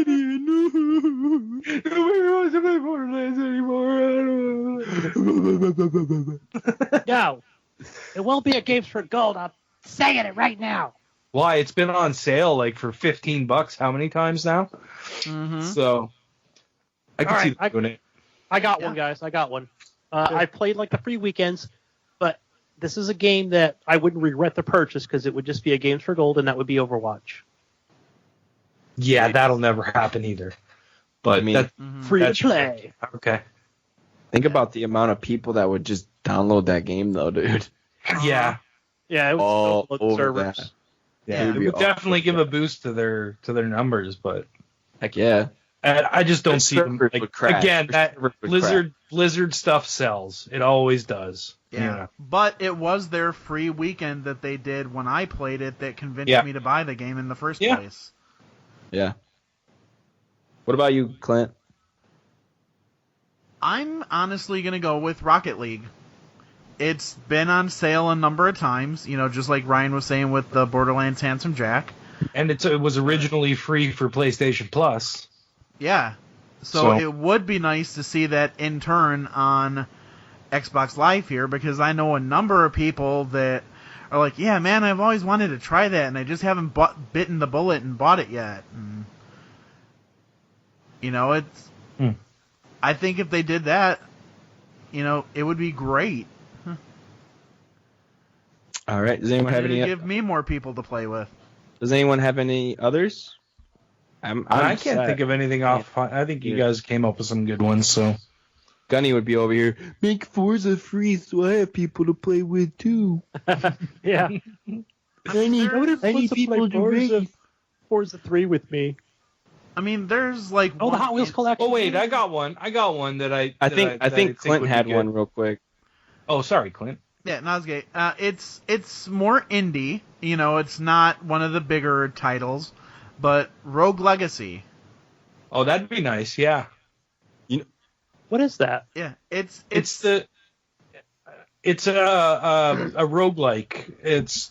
You're the dude, and every time you die, you become one of his ancestors. And you have different. Sometimes you might be colorblind, so it'll only be black and white. Or sometimes you might have you fart a lot, so you jump high. Or you can only see near you, so you have just like this circle around your character that you can see. The radius everything else is blurred. Yeah, I'll check that out. Or vice versa, it can go the opposite way, where everything close to you is blurry, but everything far away is clear. Like there's nearsighted, there's farsighted, you could have a gay character, which does nothing, but he's just gay. He's a gay character. That was his trait. I have another one. And as you go in through there, sorry, Eric, but oh, you're good. I was just saying. As you go through it, oh, okay. But as you go through the game, like the map changes too. Yeah. You can choose to pay to unlock it, before you go in. To lock it. Or to lock it to keep it the same. But otherwise, it changes every single time you go in there, and it's totally random. Yeah. Procedurally generated levels if you don't lock them. Yeah. What was yours, Ryan? What was mine? I had one too, and it's completely slipped my mind now that we've talked about fucking. Tell you the truth, mine did too. I had one as well, and it slipped my mind. I don't. Oh, I see it now. Yeah. I see the Rogue Legacy at the store. Legacy was a good game. It's fun. Freaking Akon. I can't remember. It's only $15. It's for everyone. Yeah, it's a cheap game. Yeah. Like I said, it's just a little indie title, but it's a lot of fun, and I don't think enough people know about it. I mean, there's no multiplayer or anything to it, but I think it'd be good to, get that game out there a little bit, just to kind of, boost its popularity a little, because it's a lot of fun. I still go back to it every once in a while. Yeah, I haven't played it for a while, but you know what's a fun game that I really enjoyed on the 360? Gunny, what's a fun game? It might be backwards compatible, but I can't think of the name of it right now. But it's where oh god, I'm you know that game? Man. You know that game? Damn that game! You know it? You want to know what's a fun game? You guys ready to hear what the fun game is? Oh, I can't remember right now. I can't think of it right now. But maybe you guys could help me out. It's where you'll start off in a map where it's just kind of one single map, and it does like a lot of time travel stuff, where it'll have like an actual like it'll have a What, Ryan? clock. Huh? Time shift. Time No, but shift? it'll have like a clock at the top, and then I think like you'll go through a certain. Isn't it like Super Time Force or something like that? It Is it a might side be, scroller? but it's a side scroller, but I think you kind of stay on one map, and I think you can recreate other versions of yourself as well. Yeah, Yes. you just have you'll have That's to super time force, and you can rewind time and stuff like that. And every time you die, your other character still follows you. Yeah, he doesn't follow you. I think he'll do like the same exact. No, he does actions. the exact same thing as he did the last time, but you rewind time. That character goes and shoots in all the places that he shot, and then you have another character that shoots, and you can do whatever you want with that guy. Correct. Or you'll stand That was on, already at Games with Gold. Or you'll stand on like a button for like maybe stand on that button for 5 seconds, and then so that way it activates a certain door. Yeah, that game's pretty cool. I remember mine, guys. That was the Games with Gold, Gunny. What was it, Eric? Mine, Dragon Age Inquisition. No. I'd like that to be a free game. It's on EA Access. It's already free if you have EA It's Access. pretty cheap on PC. It's like $9. And you can. I also have a 360 one, Assassin's Creed Rogue. Yeah. Okay, I would like that. I can see that because I haven't played that one yet. I haven't either because it was came out during Black Flag, and around the same time Xbox One came out, and that's when they made the two different console or games for the console. You know what I hope? Here's what I hope. I hope next month's Game with Gold is PlayerUnknown Battlegrounds. Releases on Xbox One for free. Ooh. Oh shit. What if that's one of their announcements? Like that's what I'm saying. That'd be sweet. I'd be on that because that game looked fun. If you guys check out that game, watch some Twitch streams on it. It's a fun looking game. Yeah, it's pretty. Has anyone got anything else before we move on? Because I think we're good. We can move on. Move on. All right, Dave Rowley. That was a good question. Thank you for asking that question. Brian Tolp asked, by the way, go blue. Hey guys, my question is, what video game character do you believe represents you the most? And he's actually got he's got 2 questions in that one question. Always has 5 questions every week. Yeah, multi-layered question. I think whenever he thinks of a question, he writes it on a piece of paper and he just picks what's the question. Yeah, matches them all together. Yeah, he's got a whole book right now of questions for us. It's gonna be just waiting every week. He gives us a couple. Right. I can't really think of anybody. I really tried. It represents me. Yeah. I can't. I don't. I can't think of that really. Clint, Gunny, what about you guys? I actually do kind of have one. All right. Okay, so since you do have one, before you answer it, and what is the most similar? What's similar to you and why? That was the second part of his first part of question. Okay. Well, this character, he tends to look after, just kind of follow and look after the person that, he considers his family and, just ultimately in the end is willing to sacrifice himself for him. And, that's just, with me, just with my friendships in real life, that's really very much how I am. I'm very much the protector and trying to look out for people and, just all about the love. Mm-hmm. And I don't know. I felt a very strong connection to this character. I don't know that I ever felt more emotionally connected to a character as I did to this particular character. And that character is? Walter from Fable 3. Huh. Okay. If I could think about it, a character that I was emotionally... And he had some rockin' facial hair. Yeah.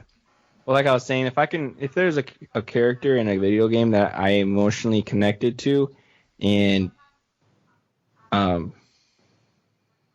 would represent me the most. I mean, something comes to my mind, and that's Dom from Gears of War. I knew it. I was just gonna jokingly say, I bet it's Dom. It is. I knew it was gonna be a Gears character. I was just waiting for which one. I cried in Gears 2 when he found Maria in Underground, because that he's wanting to search for his wife. He's looking for his wife. He believes with his whole heart that his wife's alive, and you see her come out of the cell, I would say it is, and he thinks she's great. She looks great and everything. She's like, yeah, he found his wife. And then she's like old and dying and looking nasty. And then you're just like, oh, poor Dom. And then he's like, Maria.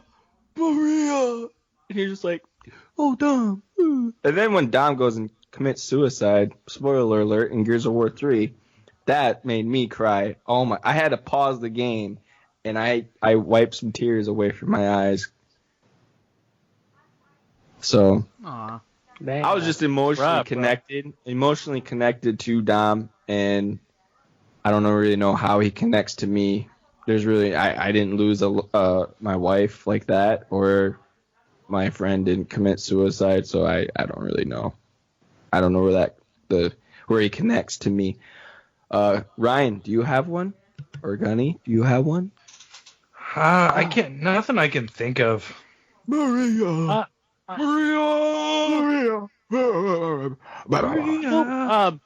for me is, I don't know about being emotionally attached to, but the one that is I it really one of like, the Forza cars that you play as? It's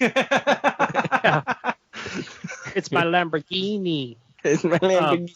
My Lambo. I would say I really enjoyed Just Cause 2. So Rico, he's my hero. That's my buddy. Because it's that third person, and it shows just how fucking badass he is, and he's out to help, those that need help, and he'll just kick ass, man. I love him. I think he's great. How does he emotionally connect to you in any kind of way?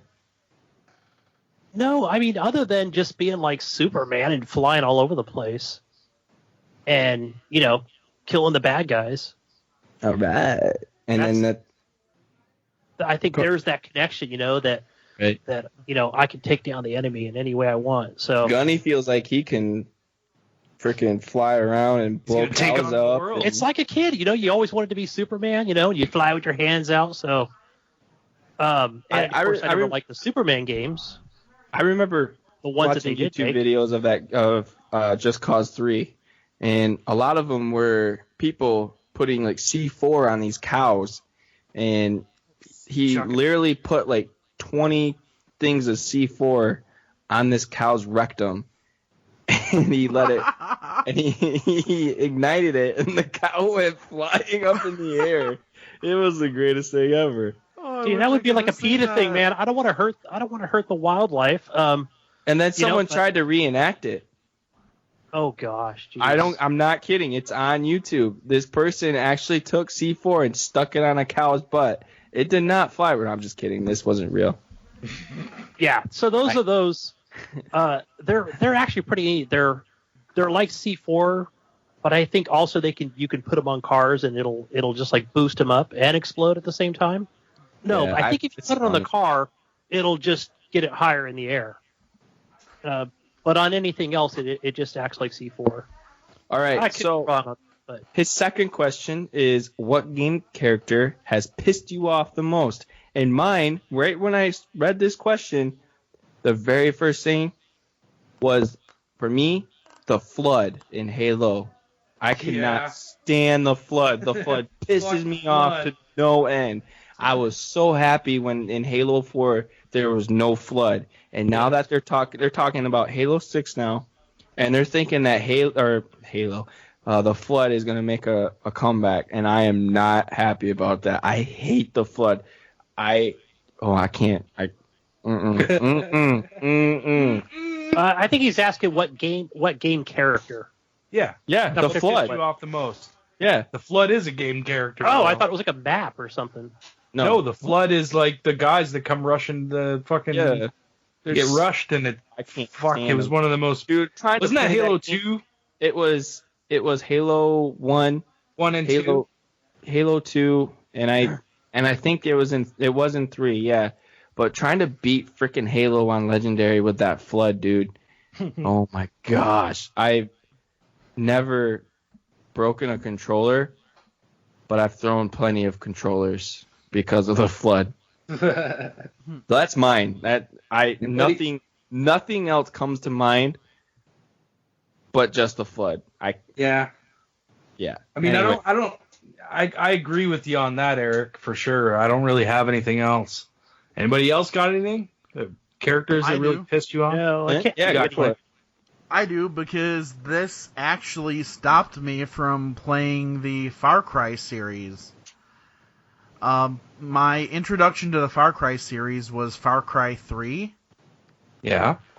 And I remember I don't remember the name of the character, but it was the player character that you played as. Yeah, the douchebag brothers. Yes, I hated that little fucking douchebag.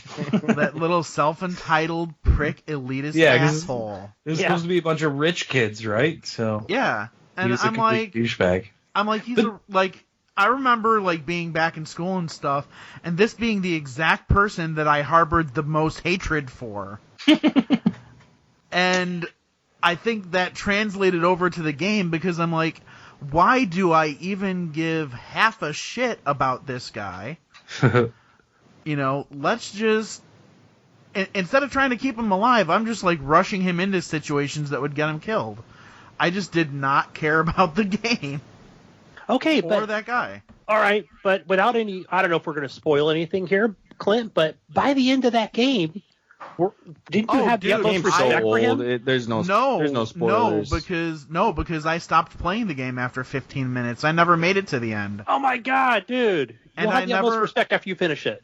And I never went back to a Far Cry game after. Well, actually, I did try a little bit of the Far Cry 3 Blood Dragon.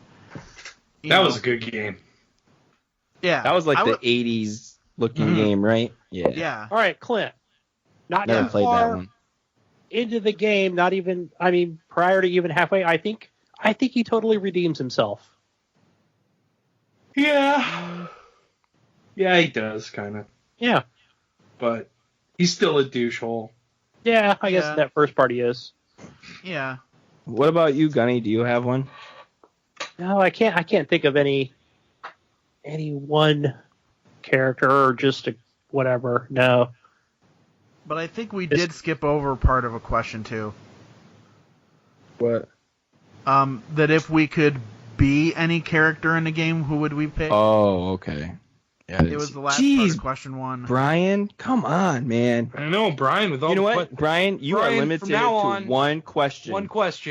One question. So those 10 pages of questions you have, you better pick a freaking good one. You're limited to one question. If you put more than one question, we will only pick one question. We will not read your question if you put more than one question. We will. Oh, we're gonna go that far? We're gonna go that far, man.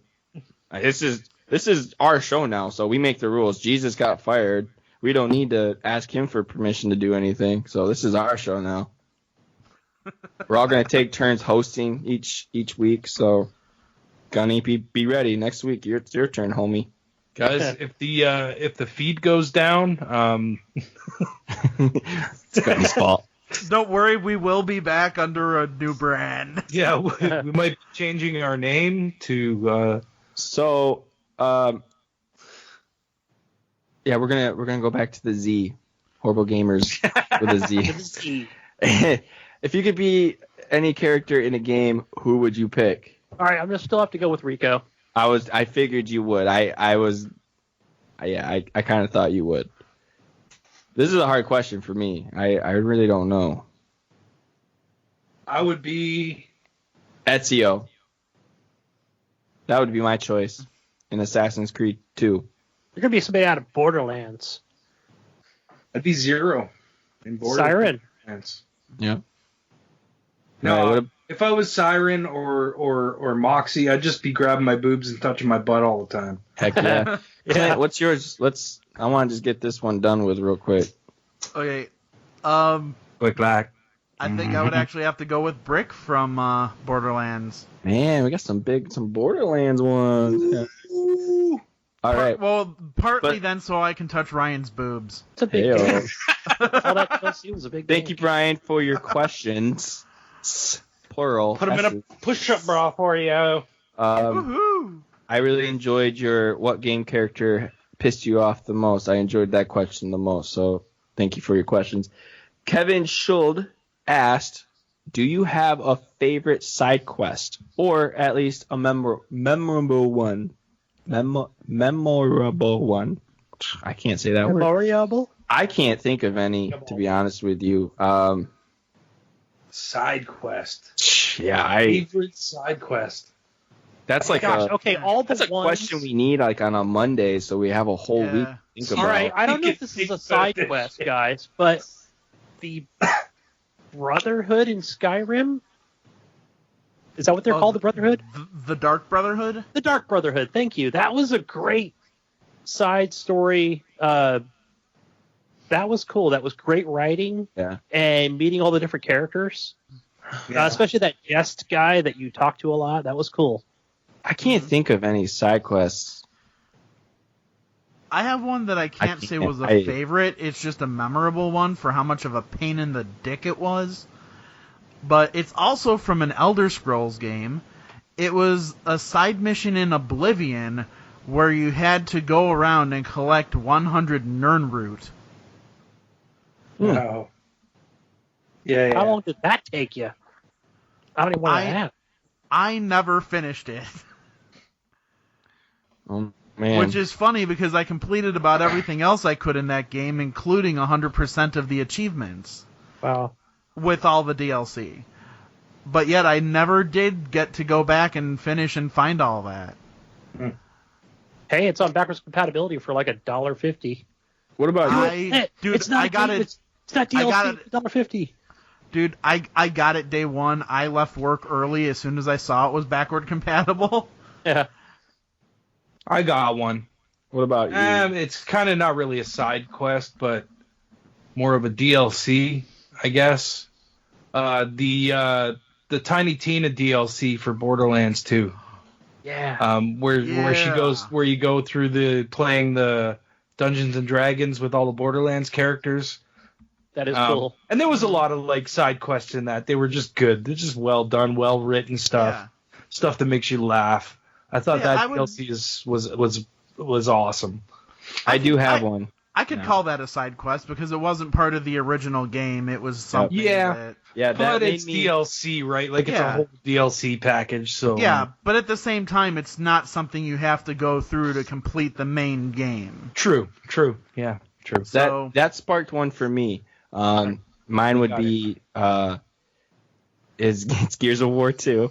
Okay. No. It's the DLC that you get to make the choice of dressing up as one of the like Locust guards or something, and you can either like sneak your way through behind enemy lines or just go guns blazing. That was like an all new map kind of thing. That was fun to try to sneak through or either go guns blazing. So that's mine. All right. Well, Kevin, thank you for the question. And hopefully you can ask another question for next week's show. Kevin Schultz actually said, Face McShooty quest from Borderlands 2. Oh, okay.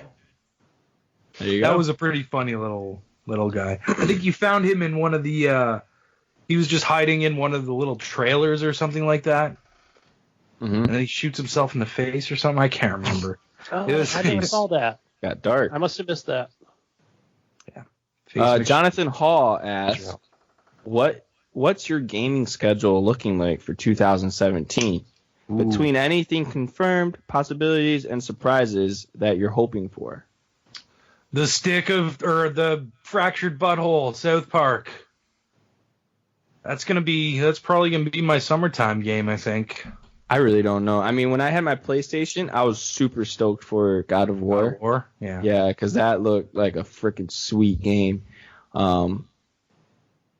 But, I mean, like, Gears of War is not being announced. Halo's not being announced. I mean, right now is a hard time to say this because, like, this question would be better after E3 when we know what's going to be in. Like, we know what's coming out this summer, but we don't really know what's coming out at the end of the year. You know, there could be a lot of stuff. But here's what I'm going to pick. I'm going to pick, like I said, South Park, because that's coming out in October. And my other pick will be Crackdown 3? Crackdown 3, yeah. If it comes out? Nah, it will. It will. It's going to? Or actually, my other pick will be Scorpio. I'm intrigued to see. I'm intrigued to see. It's a gaming schedule. Call of Duty, the World War II game. You know, I'm intrigued to see what they have. Yeah. Will I buy it? Probably not. I don't know, man. There's optimistic. I haven't. Nothing has really been leaked or been dropped. I mean, Destiny 2. You know, they did their own little release thing last week, and I mean, there's other people have been, you know, dropping some stuff before E3, but I really don't know. That would be a good question, you know, like Ryan said, to ask after E3. So, Jonathan, bring this question back for when we do our E3 special. But if Clint and Gunny, if you guys have something, go ahead. By all means, say something. I do, actually. Mine, definitely Elite Dangerous. I mean, the scope of this game is so huge that, you know, I haven't really even scratched the surface. I will be spending a lot of time in this one. I'll be going back and forth between that. Right now, I can see myself with more Phantom Dust and definitely Friday the 13th when it comes out. I can definitely see Crackdown 3 later in the year, but also South Park Fractured Butthole and Star Wars Battlefront 2. Yeah. Sweet. Yeah. I guess for me, I'm looking forward to, in the near future, after I'm done with Prey, is playing that Surge. There's probably a few others I can't think of, but looking at E3, definitely Crackdown 3 and Forza 7. Is it coming out? We're at number 7 now? So I'm looking forward to that, playing that on my 4K TV that I want to buy in this summer. Hopefully by the end of August I'll get that. And yeah, that's the only two I can think of. All right. I think that, I mean, has anyone got anything to say? Because we're about to wrap this show up. What? Wrap it up, Eric. Wrap it up. Yeah. All right. Well, yeah, that ends our show for the day. We hope you guys enjoyed it. And who says the peace out, Brussels sprouts? Gidget.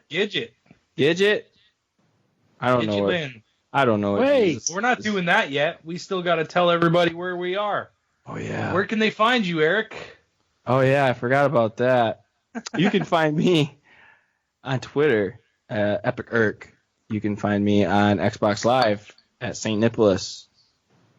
Add me on there. I will add you back if you leave me a message saying, hey, I listen to Horrible Gamers, and I will add you. Ryan, where can we find you? You guys can find me on Xbox Live, Steam, and PSN under Gib8777. What about you, Gunny? Hey, before that, I want to give out a couple shout-outs, guys. Nope, and no shout-out. No, the Nerd Wells. No. Hey, no, this is good. No, I like the shout-out. Go ahead. All right, fine, guys. Fine. No, give the shout-out. You bet, man. Find Eric over at the Nerd Wells podcast because they're talking about all things Star Trek this week. Yeah. And I love Star Trek. And you guys were talking about, what was it last week? You talked about the Guardians of the Galaxy. Yeah, we did a Guardians of the Galaxy 2 review. And yeah, I'm excited to go see that. And it did get me to rent Star Wars Rogue One, and I freaking love that movie. Yeah, it's a good movie. That was awesome. We actually did our top 5 Marvel movies, and we even did like the Sony Marvel movies and Fox Marvel movies as well. And we went all the way back from the first Blade movie to recent Guardians of the Galaxy 2.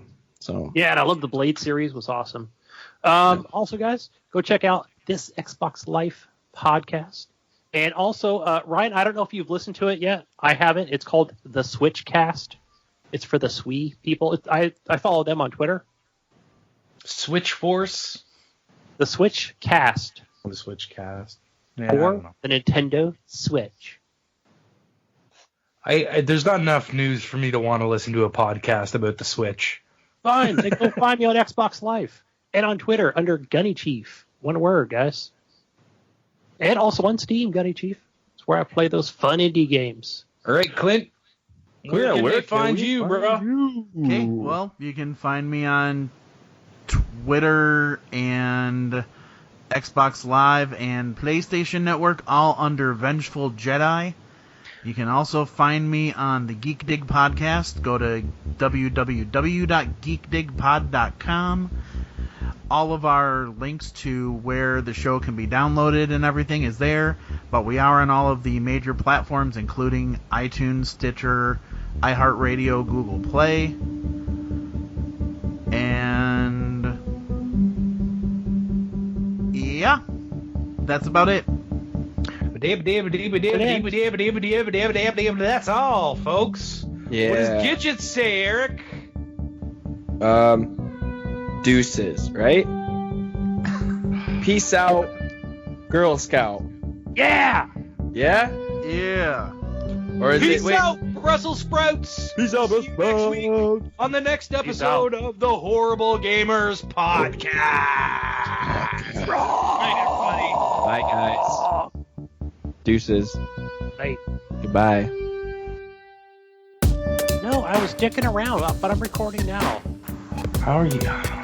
So do you want, what do we do? I was watching the stupid Destiny trailer. So we've all seen the Destiny trailer, right? Yes, we've So all save your seen thoughts on the trailer, and we'll talk about it when it comes up. Hey, don't blow your load now, okay? Just wait till the show started, then we'll talk about it. Yeah.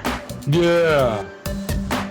Let me go turn this fan off. It's loud. Okay. I didn't even notice a fan. Yeah, neither did I. Neither did I.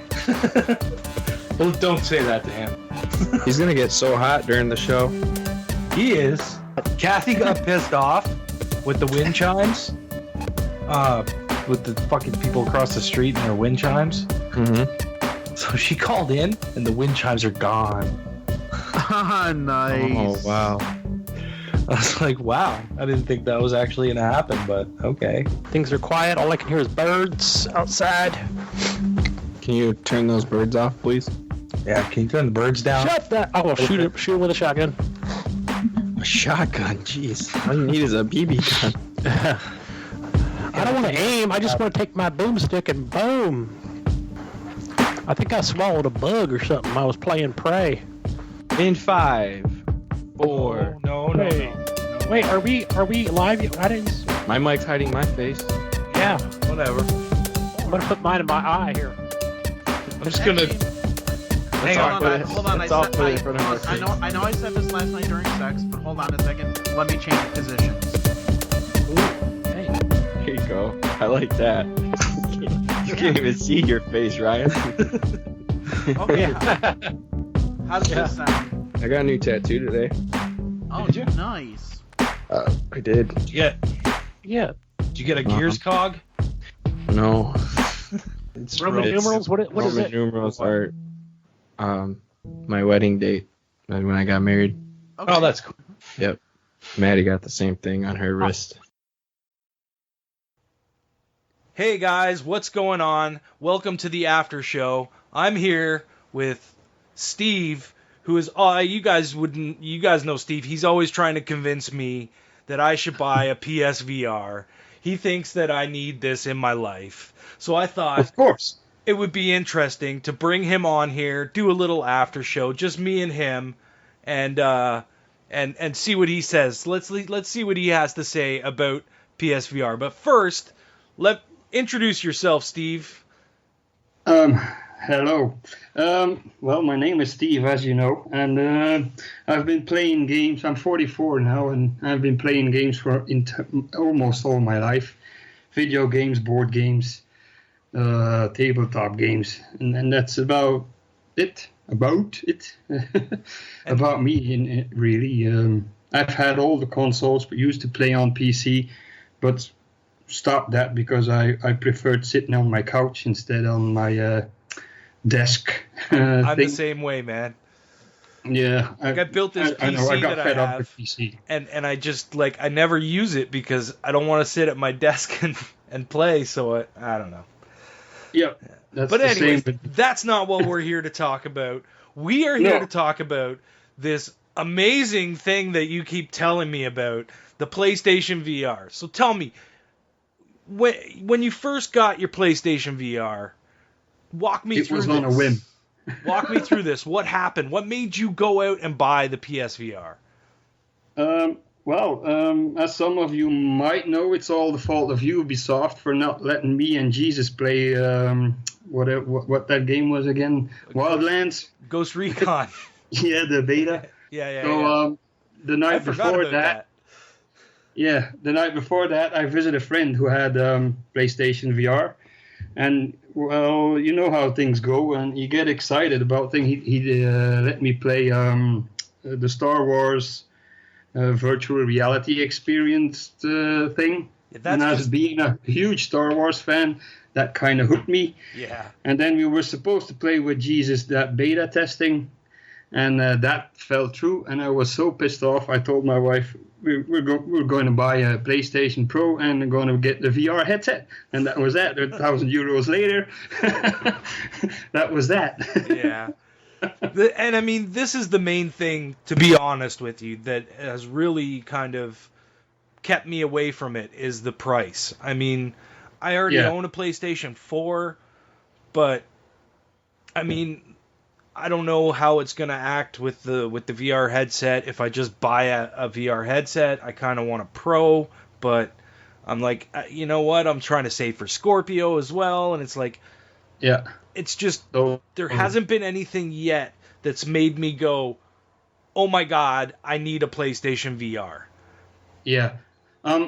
As far as the normal PlayStation goes, it should work all right. My friend had the normal one. Yeah. I then did some fast research, and actually there's not much difference between the Pro and the normal PlayStation, except I wanted to be sure to be in the near future, I would be still okay to do stuff like say for here and a year. Yeah. The next games that coming out.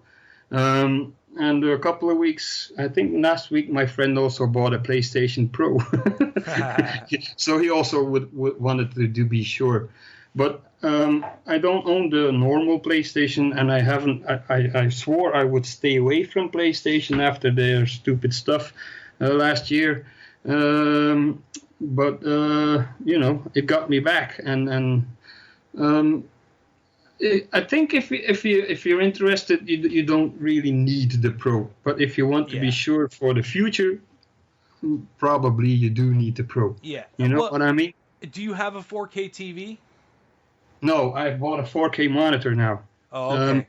But for the VR, it doesn't matter. Oh yeah, I guess not. But I mean, the Pro in general, like, has its advantages with a 4K TV. And that's the reason and why to be honest, I don't see any difference. Because I do have a 4K TV, right? So it would be nice. But again, that's a big chunk of money that I would have to throw down in order to get. I would probably trade in my PS4 and get a PS4 Pro and the goggles. But that's what stops me. It's just a lot of money, right? Right, it's a lot, yeah. And the thing that really worries me in the end is, okay, the adoption factor hasn't really happened. You know what I mean? Like, there hasn't been enough people buying PlayStation VR in order for a dev company to look at it and say, yes, we are going to be able to make our money back if we make a multi-million-dollar game for PSVR. Right. So they're not going to sell enough copies to make that multi-million dollars back. So there's no incentive there for a dev company to make a full-fledged game unless Sony backs it, right? Like, because Sony might back it because it's for their product, and then they would get a little bit of a better quality, which is what I think happened with that. What's the game, Farpoint? Yeah. Is that published by Sony?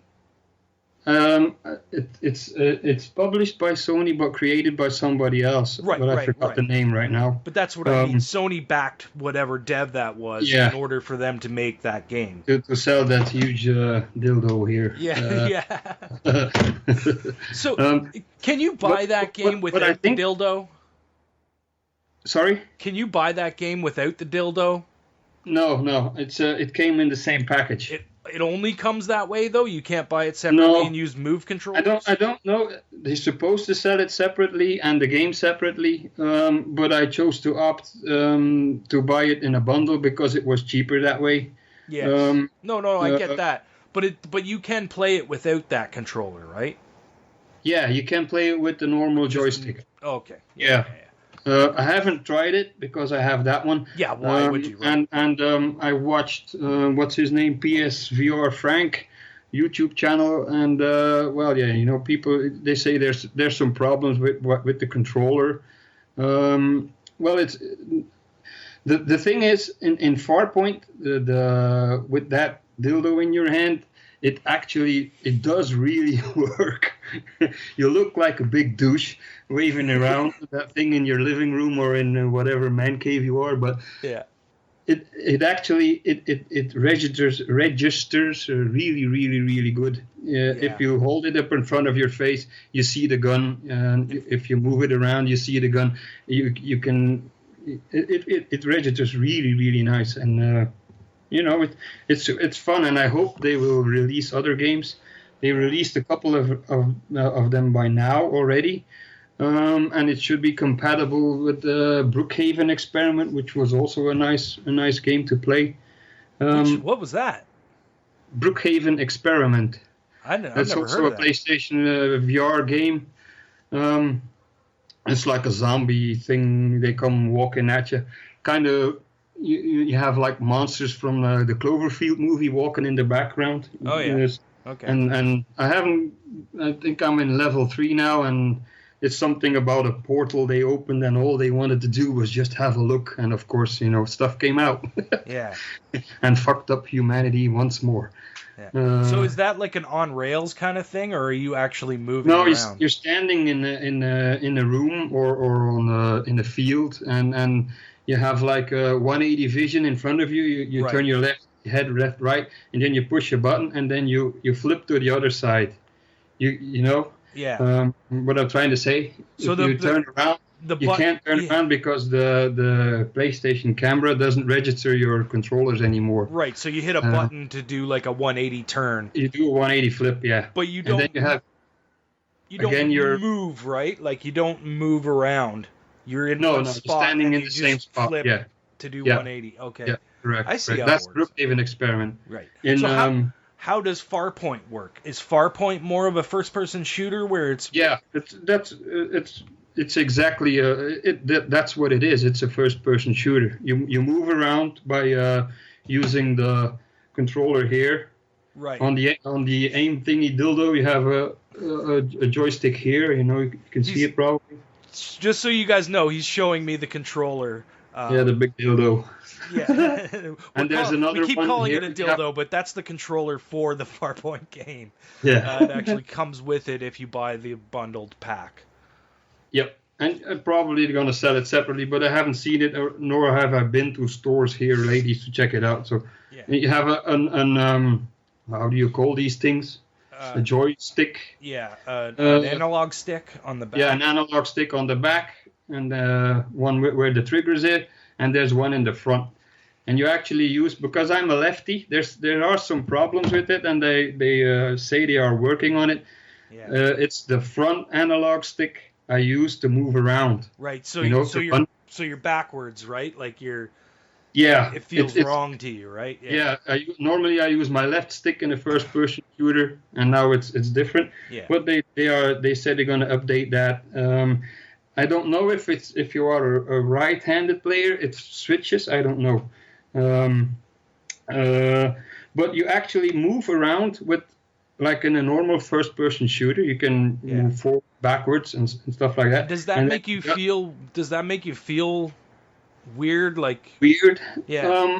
At first, but I'm not prone to motion sickness. I haven't experienced in any other games. I haven't had any problems. I'm not prone to motion sickness brother-in-law, he got sick from playing VR, Dirt Rally VR. He got sick, so he had to stop. I do have to say, however, it is quite intense. You know, there had been talks they would release Doom in VR, and that's the first thing I said. That would fuck you up. Yeah, that's gonna be crazy. Yeah, and this so one fast. Yeah, I don't think that's even possible unless they dumb it down or slow it down. It would have to be like a different version of the game. It wouldn't be that actual version. So that they're gonna have to do that. Yeah, that's gonna be. Yeah, I don't know how they do that. No. It is. This one is quite intense, but it kind of, I think, in my opinion, is was kind of designed. You get into a fight, and then things slow down a little, and you walk around, and you enjoy the environment a little bit more, and then you get in another fight. It's not constantly, because that wouldn't work. It's too intense, especially with the sound and stuff like that. You really feel surrounded. Yeah, that's what it is, you know. It's been fun, to be honest. It's been fun, not to promote PlayStation or PlayStation VR really, but it's a good step in the right direction, because things have been really slow on the PlayStation Store for PlayStation VR games. Yeah. You had some stupid stuff coming out, and all the like that bobblehead game collecting thing that you showed me. And that's in Farpoint, man. Oh, that's in Farpoint? Yeah. Oh, when you, I thought it was like a separate thing. I thought it was something else. No. That's when you start the game you have like your bedroom, I think. And after you finished, I just noticed that after you finish the level, one of these bobblehead thingies pops up on your desk. Nice. And I said, man, you did? It's safe space behind you there. Yeah. It's on your PlayStation. Yeah, because I am running out of room here. Oh. Yep, I know the problem. All right, man. But, so what else have you experienced with the PSVR? Like, what other? I played Dirt. What's it called? Dirt Rally. That's on PSVR. I thought that was only on Oculus. Yeah. Oh, I didn't know that. No. Oh, that's cool. The Dirt. It was on sale a couple of weeks ago for €25. So I bought that. My friend kept pestering me about that, but I don't play race games. Yeah. But he has, one of those racing seats and wheel he goes and all stuff out, like. eh? Oh yeah. He goes balls deep, man. He's like. Nice. It's really strange to play that. It's I never played Dirt Rally before because it's really a simulation. On Xbox I played what's that called? Horizon. Yes. Forza Horizon 3. Yeah, I enjoyed that one because that's stupid fun. Yeah, it's a beautiful game too. It looks really nice. Yeah. And then it's really strange to experience you driving a real rally car again with the sound. They do crazy stuff with the sound. You hear the pebbles and all the shit flying around in the car. At one point, I think I also shared that screenshot. I crashed and I lost my door, and then I sit in my car and like put my head outside my car. Yeah, you know? Yeah. That's, you can stick your head out the sunroof. Yep, and then it's more like an immersive feeling. But then on the other hand, there are plenty of stupid shit to play also, and that's not I don't really like all the pixel games and all the fancy neon things. But I also Brookhaven Experiment, then Rush of Blood. I bought that one. Yeah. That Rush one of Blood, is I played a short demo of it, and it was pretty cool. I mean, like, you're just sitting in a cart going along, and things pop out at you and stuff, and it was neat. Like, but like I said to you, it wasn't enough. You know what I mean? It wasn't enough to make me say, "Yeah, I need this." You know? Yeah. I played the demo at my friend's house as well, and then I was like, "Oh, the demo is with the pigs. That's the thing with the pigs, right?" Yeah, you're on the cart. Yeah. Yeah. That was okay. And if you play the full game, you get more immersed because you start from that's not the first level you play in the demo, right. and you kind of sucked in the story. There's actually a story there. Oh, okay. And but that one really is just a couple of jump scares, the one after the another, and then what else do I have? I bought Tumble. You know what Tumble is? What's that? Also, that's like a balancing game. You have to use the motion controllers. Right. It's like you have a stick and you have to get the ball up to the top or something like that. Tumbleweed? Isn't that No. It's just called Tumble. And you have all kinds of different blocks. A sponge block, a wooden block, a stone block. And you have to put them on top of each other to reach a certain height. Oh, okay. And then there's what else you can do? You get a stack of all those blocks. You have to put mines on it.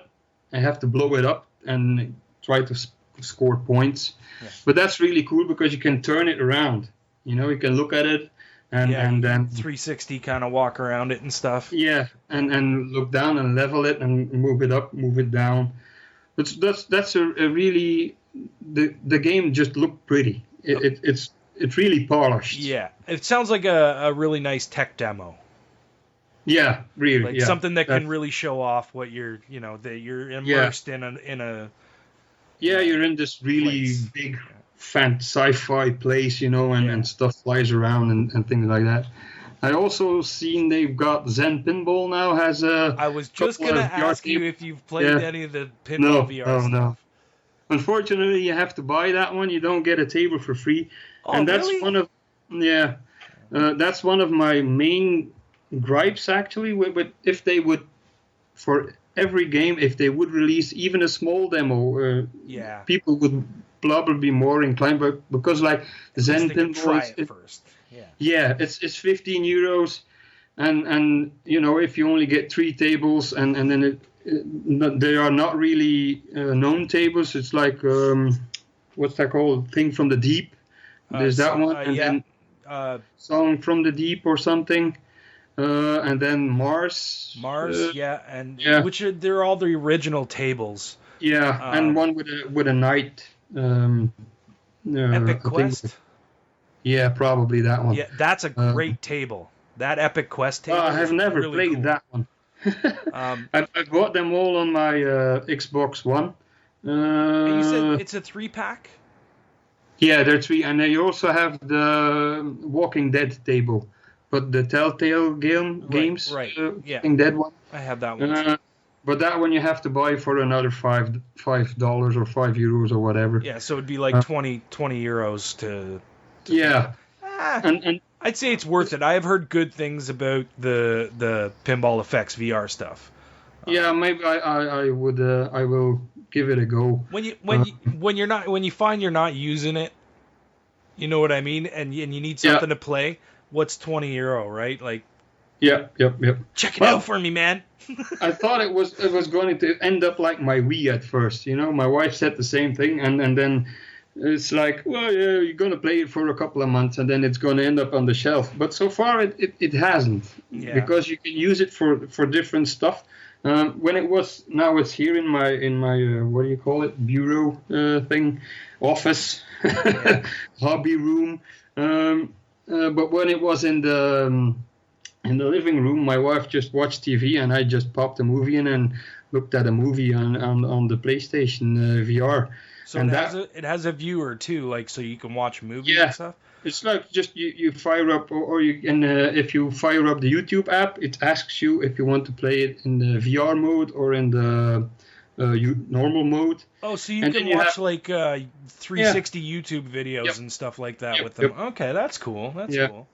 You do need a good internet connection for that because it streams and then it goes like sometimes haywire. Yeah.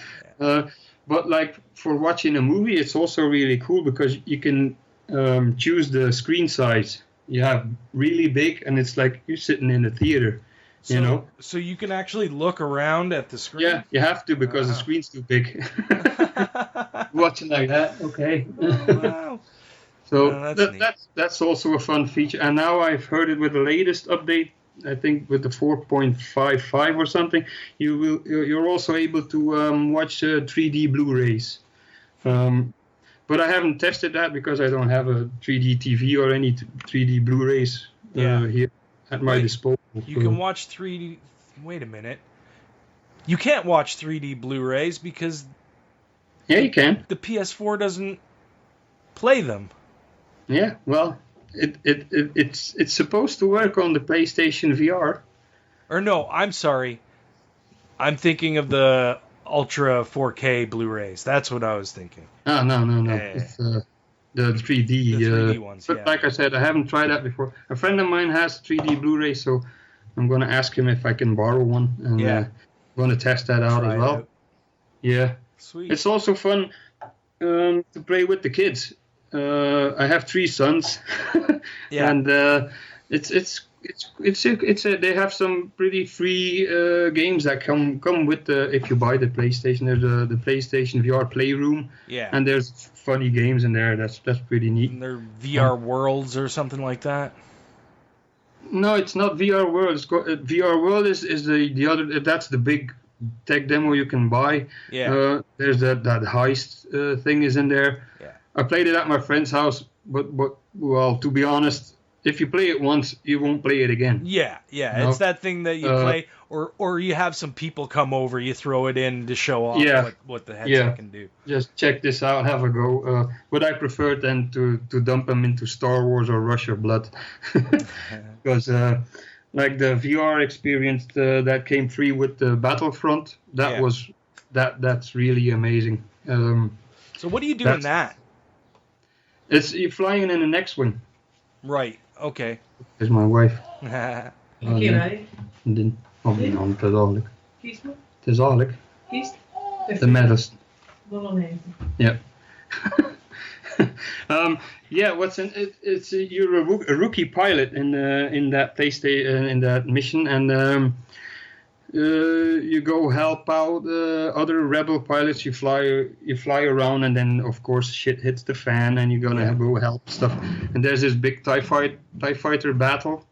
You fly in between asteroids, and you actually it's kind of on rails, but it's not really on rails because you have to steer the TIE fighter. You can still crash into stuff, right? Like you can fly into asteroids or have those kamikaze TIE fighters hitting you or fly into a star. You can basically move like the screen view. You can't It's like you can move, but then the games kind of correct you.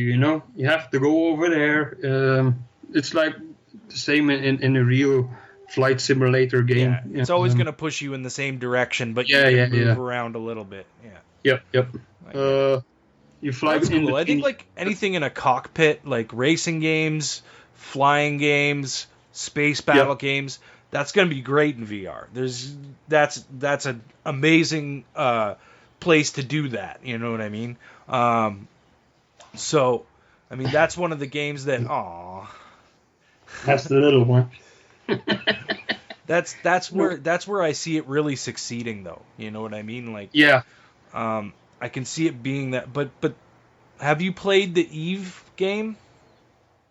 Eve Valkyrie? Yes. I played the demo, but that was not really my thing. No. No, because it's online multiplayer competitive shooter thing, if I'm not mistaken, and I don't like the online competitive multiplayer thing. Yeah. That's just I'm the not same my way, thing. man. I'm the same Yeah, way. I get frustrated and pissed off. Yeah. I hear you.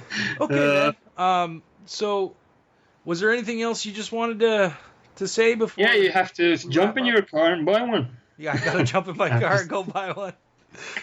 I'll tell you what. Shiny. I'm gonna It's give really you shiny. I'm gonna give you my PayPal information, and you can send me the money, and then I'll go Right. buy one. Done. Or you can just order it online and have it shipped to me. I'll give you my address. Right. I can't order at Amazon. We're not allowed because we're in Europe. We can't order at Amazon.com. Sorry. Maybe you could order on Amazon.ca though. I'll get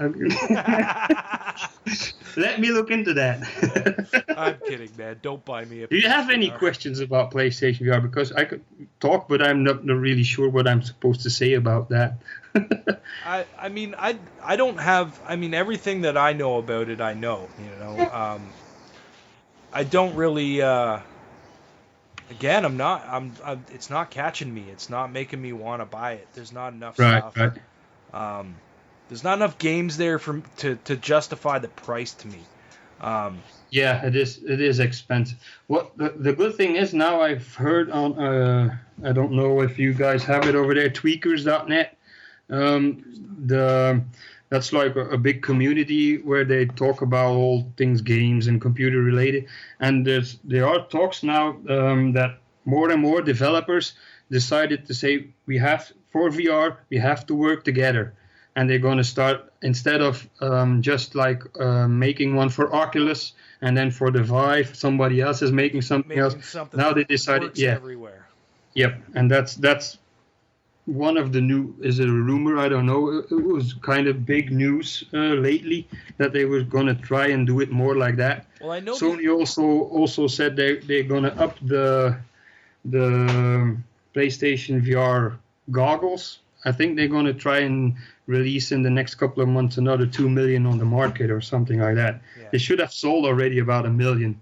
Yeah, I think it's in and around there.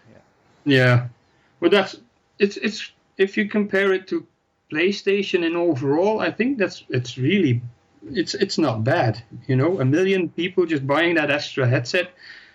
Yeah, there's a market there. But then again, you think about what a AAA game costs, and 1 million people are not going to make that cost back. You know what I mean? Yeah. Unless you're selling the game at a super high price, which isn't going to work either. You know what I mean? Yeah.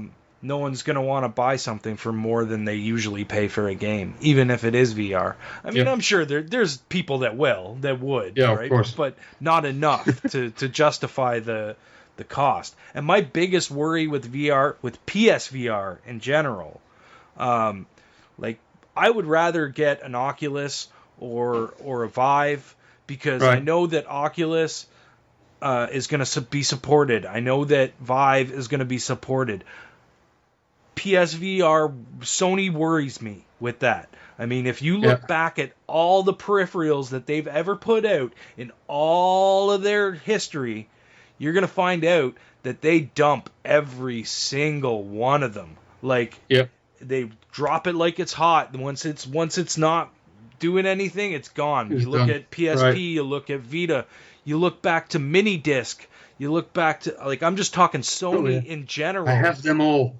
Yeah, you know what I mean? Like, it's just, I don't trust them to support it if it doesn't work. You know, if it doesn't work for them, they'll drop it. They won't force things.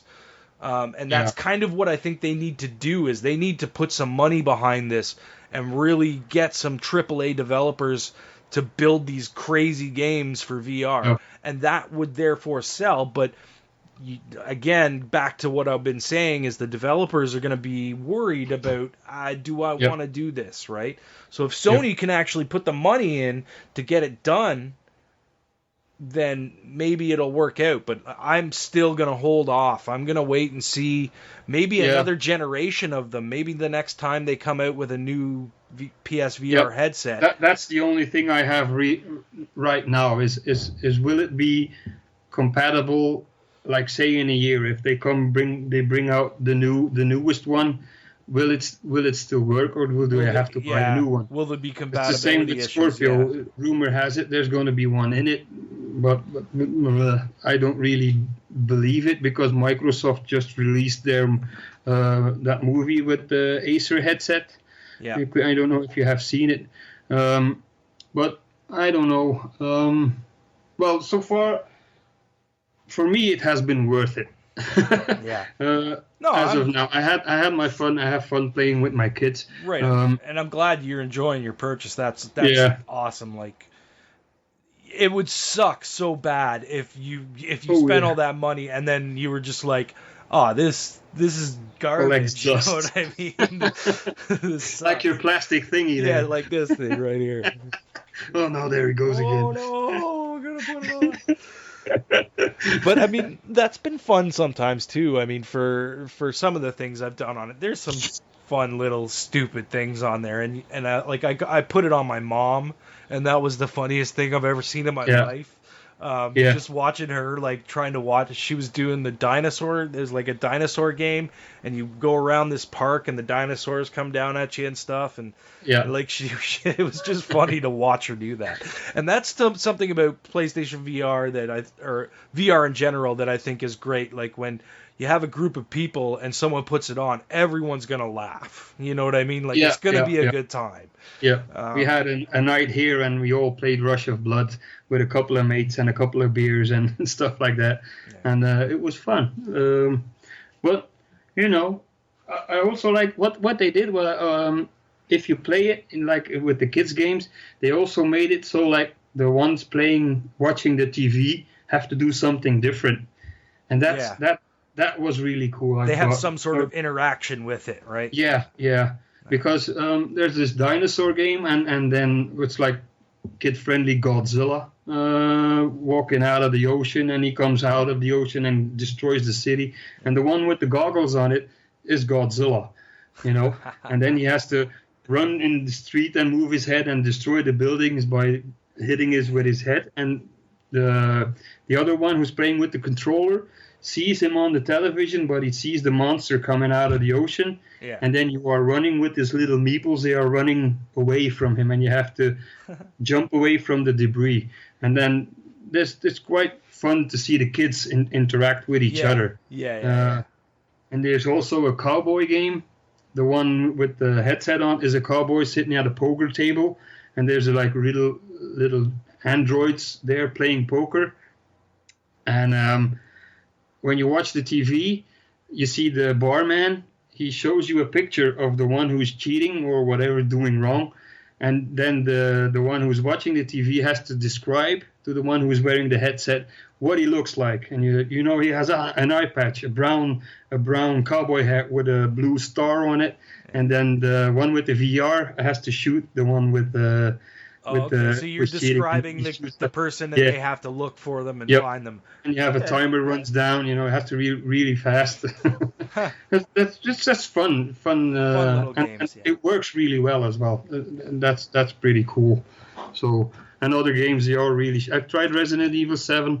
When you are in the house, it's really nice. When you are outside, it looks like shit. Oh, does it? It's like PlayStation 2 graphics, really, really, really, really bad. Yeah. Oh, that sucks. I mean, like, you don't spend that much time outside in that game, anyways. But not until the late. First part you do, and then it's like, I was like, oh my god! I told my friend. But I could see that in the house, like when your girlfriend's attacking you and shit. I could see that being crazy in VR. Just that's insane. All right, man. Well, let's wrap it up. Yep. Thanks for having me. Thank you for coming. Thanks for talking about VR. Maybe we can do this again sometime. I know our timing doesn't work with the rest of the guys, but maybe we can get the group together and we can do something together sometime. Yeah. What time is it now? Where you are? Where I am right now, it is noon. It's 20 after 12. Oh, okay. Noon. Okay. All right, I think guys. it's about 6 I o'clock. hope you enjoyed this little interview with Steve. Still trying to convince me to get PlayStation VR. You will, because it shines. But so we'll see you next week on the next edition of the Horrible Gamers podcast, and maybe there'll be another mini show. Who knows? All right, guys. Thanks a lot, Bye. Steve, for coming. Bye. Peace out, Brussels sprouts. Later. Bye.